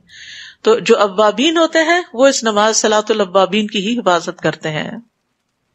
من خشی الرحمن بالغیب وجاء بقلب منیب, جو رحمان سے بن دیکھے ڈرتا رہا اور رجوع کرنے والا دل لے کر حاضر ہوا, ان سے کہا جائے گا ادخلوها بسلام ذالک یوم الخلود, اس میں سلامتی کے ساتھ داخل ہو جاؤ, یہی ہمیشہ رہنے کا دن ہے, ہمیشہ کا گھر ہے, ہمیشہ کی زندگی ہے. لہم ما یشاءون فیہا ولدینا مزید, وہاں جو کچھ وہ چاہیں گے انہیں ملے گا, اور ہمارے پاس اس سے بھی زیادہ ان کے لیے موجود ہے, وہ اللہ کا دیدار. اور ہم ان سے پہلے کتنی ہی قومیں ہلاک کر چکے ہیں جو ان سے زیادہ طاقتور تھی. جب عذاب آیا تو انہوں نے ملک کا کونا کونا چھان مارا کہ انہیں کہیں پناہ کی جگہ مل سکے, لیکن کہیں نہ ملی. اس میں ہر اس شخص کے لیے عبرت ہے جو دل رکھتا ہو یا حاضر دل کے ساتھ متوجہ ہو کر بات سنے. کیا بات کہ جب اللہ کا عذاب آتا ہے تو کوئی بچا نہیں سکتا, کہیں انسان پناہ نہیں لے سکتا. اور ایک اور بات یہ پتہ چلتی کہ نصیحت اس کو فائدہ دیتی ہے جو دل لگا کے بات سنتا ہے, جو کان لگا کے بات سنتا ہے, اور جو حاضر دماغ ہوتا ہے. لمن کان لہ قلب او القى السمع وهو شہید. ہم نے آسمان و زمین اور جو کچھ ان کے درمیان ہے سب چیزوں کو 6 دن میں پیدا کیا, اور ہمیں تھکاوٹ محسوس تک نہ ہوئی. فاصبر علی ما یقولون وسبح بحمد ربک قبل طلوع الشمس وقبل الغروب. بس اے نبی صلی اللہ علیہ وسلم جو کچھ یہ کہہ رہے ہیں اس پر صبر کیجئے, اور اپنے رب کی حمد کے ساتھ سورج طلوع ہونے سے پہلے اور سورج غروب ہونے سے پہلے تسبیح کیجئے. یہ قرآن کا حکم بھی ہے, نبی صلی اللہ علیہ وسلم نے بھی اس کی تاکید کی ہے. اور یہ 2 اوقات تسبیح کے ہیں, جو ان میں تسبیح کر لیتا ہے وہ اس دن سب سے زیادہ افضل اعمال لے کر آتا ہے, الا یہ کہ کسی اور نے بھی اس جیسی تسبیح کی ہو. تو تسبیحات کی فضیلت آپ کو بار بار بتائی جاتی رہی ہے. اللہ کے محبوب ترین کلمے ہیں, ایک بار تسبیح پڑھنے سے زمین آسمان بھر جاتا ہے اور نیکیاں ملتی ہیں. دن میں 100 مرتبہ سبحان اللہ کہنے سے 1000 نیکیاں ملتی ہیں, 1000 گناہ مٹتے ہیں. پھر اسی طرح جس نے سورج طلوع ہونے اور غروب ہونے سے پہلے سبحان اللہ 100 بار کہا تو یہ 100 اونٹوں سے بہتر ہے اس کے لیے. یقین کریں کہ 2 منٹ سے زیادہ شاید آپ کے نہ لگے. سبحان اللہ سبحان اللہ سبحان اللہ 100 دفعہ. چھوٹا عمل ہے, بہت بڑی جزا ہے, لیکن ہم اس وقت کاموں میں, باتوں میں, سوشلائزنگ میں اتنے مصروف ہوتے ہیں. اب جیسے مسجدوں میں افطاریاں ہو رہی ہوتی ہیں, افطار سے پہلے کیا ہو رہا ہوتا ہے, وہ ذکر اور تسبیح کا وقت ہے. ٹھیک ہے کچھ لوگ سرو کرنے کے لیے ارینجمنٹس کر رہے ہوتے ہیں, تھوڑا سا ارینجمنٹس کو اور پہلے کر لیں. آخری چند گھڑیاں جو ہیں وہ ٹوٹلی سب مل کے بیٹھ کے سکینت کے ساتھ اللہ کے ذکر میں گزاریں, کیونکہ یہ کمائی کے دن ہے. یعنی اگر 10 منٹ پہلے کام شروع کر لیں گے تو 10 منٹ پہلے فارغ بھی تو ہو جائیں گے نا, تو 10 منٹ ہی دے دیں اور اس وقت اللہ کا ذکر اور تسبیح اور دعائیں کریں. وَمِنَ اللَّيْلِ فَسَبِّحْهُ وَأَدْبَارَ السُّجُودِ, اور رات کو اور سجدے کے بعد بھی اس کی تسبیح کیجیے, یعنی نماز کے بعد بھی تسبیح کیجیے. یہ جو نماز کے بعد کی تسبیح کا فائدہ ہے بہت زبردست, یہ طریق الی الجنہ کے کارڈ میں دیا گیا ہے کہ جنت میں لے جانے والے اعمال میں سے ایک ہے کہ 33 دفعہ سبحان اللہ اور 33 دفعہ الحمدللہ, 34 دفعہ اللہ اکبر کہہ کے لا الہ الا اللہ وحدہ لا شریک لہ پڑھے تو یعنی کتنا زیادہ اجر و ثواب کا باعث ہے. پوری حدیث لکھی ہوئی وہاں سے دیکھ لیجئے. یوم یسمعون الصیحۃ بالحق ذلک یوم الخروج. اور توجہ سے سنیے, جس دن پکارنے والا قریب سے ہی پکارے گا وہ سب لوگ اس زوردار آواز کو ٹھیک ٹھیک سن لیں گے. یعنی سور کی آواز کسی سے چھپی نہیں رہ جائے گی. یہ الارم نہیں ہے کہ جس کو آج آپ نے سنا نہیں تو اٹھ نہ پائے. یہی زمین سے دوبارہ نکلنے کا دن ہوگا. بلا شبہ ہم زندہ کرتے ہیں اور ہم ہی مارتے ہیں اور ہماری ہی طرف لوٹ کر آنا ہوگا. جس دن زمین ان پر سے پھٹ جائے گی اور وہ جھٹ پٹ نکل کھڑے ہوں گے. یہ اس طرح جمع کرنا ہمارے لیے بہت آسان ہے. یہ جو کچھ کہہ رہے ہیں ہم اسے خوب جانتے ہیں. آپ ان پر جبر تو نہیں کر سکتے. لہٰذا اس قرآن کے ذریعے ہر اس شخص کو نصیحت کیجئے جو میرے عذاب کے وعدے سے ڈرتا ہے. ہر شخص کو جو عذاب سے ڈرتا ہو نصیحت اس کو فائدہ دے گی. سورۃ الذاریات بسم اللہ الرحمن الرحیم والذاریات ذروا فالحاملات وقرا فالجاریات یسرا. ان ہواؤں کی قسم جو گرد و غبار اڑائے پھرتی ہیں، آندیاں، پھر ان کی جو بادلوں کا بوجھ اٹھانے والی ہیں. سبحان اللہ. کچھ نے ہلکی ڈسٹ اٹھا لی اور کچھ نے بھاری بادل اٹھا لیے، اور پھر ان کی جو آہستہ آہستہ چلتی ہیں خراما خراما. پھر ان کے جو ایک بڑے کام کو تقسیم کرنے والی ہیں، یعنی بارش کو، کیونکہ وہ بادلوں کو اس خاص سمت میں لے جاتی ہیں جہاں بارش برسنی ہو. کہ جس بات کا تم سے وعدہ کیا جاتا ہے وہ سچا ہے اور انصاف کا دن ضرور واقع ہوگا. یعنی جس رب نے یہ ہوائیں بنائی جو تمہیں دکھائی نہیں دیتی لیکن ان کے کام نظر آ رہے ہیں، تو وہی رب قیامت کے دن بھی تمہیں اٹھا لے گا. قیامت کا دن ضرور واقع ہوگا. والسماء ذات الحبک. راستوں والے آسمان کی قسم، تم آخرت کے بارے میں مختلف قسم کی باتیں کرتے ہو. اس قیامت سے وہی بہکایا جاتا ہے جو پہلے سے بہکایا گیا ہے. وہم و قیاس کرنے والے مارے گئے، یعنی جو آخرت کے بارے میں قیاس آرائیاں کرتے ہیں. جو بے ہوشی میں پڑے غافل بنے ہوئے ہیں پوچھتے ہیں جزا و سزا کا دن کب ہوگا. جس دن یہ لوگ آگ پر تپائے جائیں گے اور کہا جائے گا اپنے جلنے کے عذاب کا مزہ چکھو، یہی وہ عذاب ہے جس کے لیے تم جلدی مچاتے تھے. ان المتقین فی جنات وعیون آخذین ما آتاہم ربہم انہم کانوا قبل ذلک محسنین. بلا شبہ پرہیزگار اس دن باغوں اور چشموں میں ہوں گے. جو کچھ ان کا رب انہیں دے گا وہ لے رہے ہوں گے. ان کا رب انہیں دے گا. اللہ اکبر. آپ دیکھیں نا کہ کوئی شخص آپ کو کچھ دیتا تو آپ کو کچھ خوشی ہوتی، کوئی اور دیتا تو آپ کو زیادہ خوشی ہوتی. رب جب خود دے گا تو کیا عالم ہوگا. وہ اس دن کے آنے سے پہلے محسنین تھے، نیکوکار تھے. محسنین کون ہوتے ہیں؟ کانوا قلیلا من اللیل ما یہجعون، جو رات کو کم ہی سویا کرتے ہیں. اللہ اکبر. اللہ ہمیں ان لوگوں میں سے بنا لے جن کی راتیں عبادت میں گزرتی ہوں. ہمارے لیے ہماری تھوڑی نیند بھی پوری ہو جائے. یعنی وہ اپنی نیند اور آرام پر عبادت کو ترجیح دیتے ہیں، قیام کی تکلیف کو برداشت کرتے ہیں. تھوڑا سا سوتے ہیں پھر عبادت کے لیے اٹھ کھڑے ہوتے ہیں. تو اگر سارا سال نہیں تو کم از کم تراویح میں تو ضرور کر لیں. اللہ تعالیٰ کیا پتا اس کی وجہ سے باقی سال بھی توفیق دے دے. داؤد علیہ السلام بہترین انداز میں رات کے اوقات کو مینج کرتے تھے. وہ آدھی رات تک سوتے، پھر تہائی نماز پڑھتے، پھر رات کے چھٹے حصے میں سو جاتے. اور ایک دوسرے کو بھی اٹھانا چاہیے، شوہر بیوی کو، بیوی شوہر کو. نبی صلی اللہ علیہ وسلم نے ان کے لیے رحمت کی دعا کی ہے. بہرحال اوور آل سونے اور جاگنے میں اعتدال اختیار کرنا چاہیے، جو اس کتاب سے آپ کو کافی پتہ چلا ہوگا. اور اللہ تعالیٰ نے بہت بر وقت اس کا انتخاب کروایا اور اس کو حرز جان بنائے. بعد میں بھی بھول جائے باتیں تو ان کو پڑھتے رہیں. اور سحری کے وقت مغفرت مانگا کرتے تھے. اس کا بھی آج کل موقع ہے. سحری بناتے ہوئے بھی استغفار پڑھتے رہیں زیر لب. اور ان کے اموال میں مانگنے والوں اور نہ مانگنے والوں دونوں کا حق ہے. یعنی صدقے میں ان کو بھی دیتے ہیں جو مانگتے ہیں اور ان کو بھی جو نہیں مانگتے. اور یقین کرنے والوں کے لیے زمین میں بہت سی نشانیاں ہیں اور خود تمہارے اپنے اندر بھی. پھر کیا تم غور سے نہیں دیکھتے؟ اور آسمان میں تمہارا رزق ہے اور وہ کچھ بھی جس کا تم سے وعدہ کیا جاتا ہے.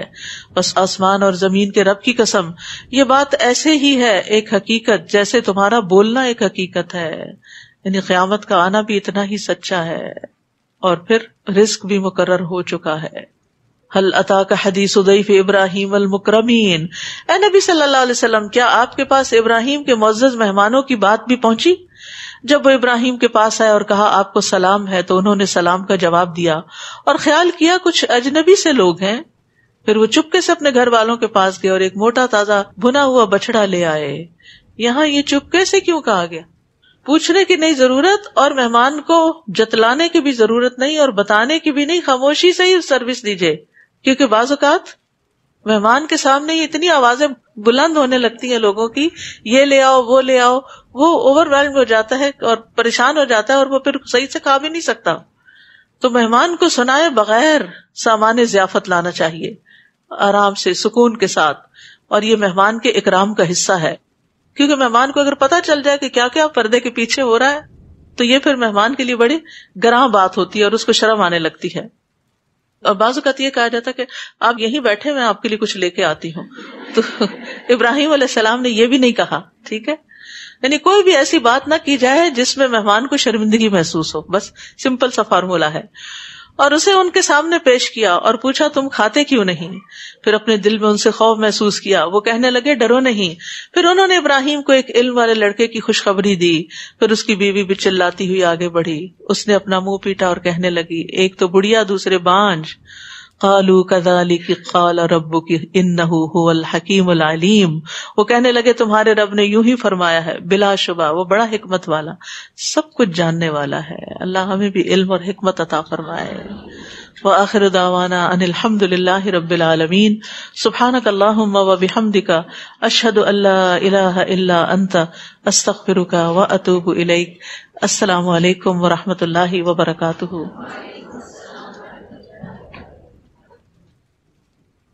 بارے کے اہم نکات. لوگوں کے بارے میں باتیں نہ کرو، اس میں بیماری ہے. اللہ کا ذکر کرو جس میں شفا ہے. قرآن کو غور سے سننے سمجھنے کے بعد ہی ہم دوسروں کو پہنچانے کے قابل ہو سکتے. شیطان انسانوں کو علم کے راستے سے روکتا ہے تاکہ وہ گمراہیوں کے اندھیروں میں ٹھوکریں کھاتے رہیں. انسان کے انجام کی خبر اللہ کے سوا کسی کو نہیں. مسکرانا بھی صدقہ ہے. جنت صرف خواہشات سے نہیں ملتی، اس کے لیے ایمان اور عمل صالح ضروری. کبھی ناپسندیدہ حالات سے بھی بہت پسندیدہ نتائج نکل آتے ہیں، تو اس لیے کبھی مایوس نہیں ہونا چاہیے.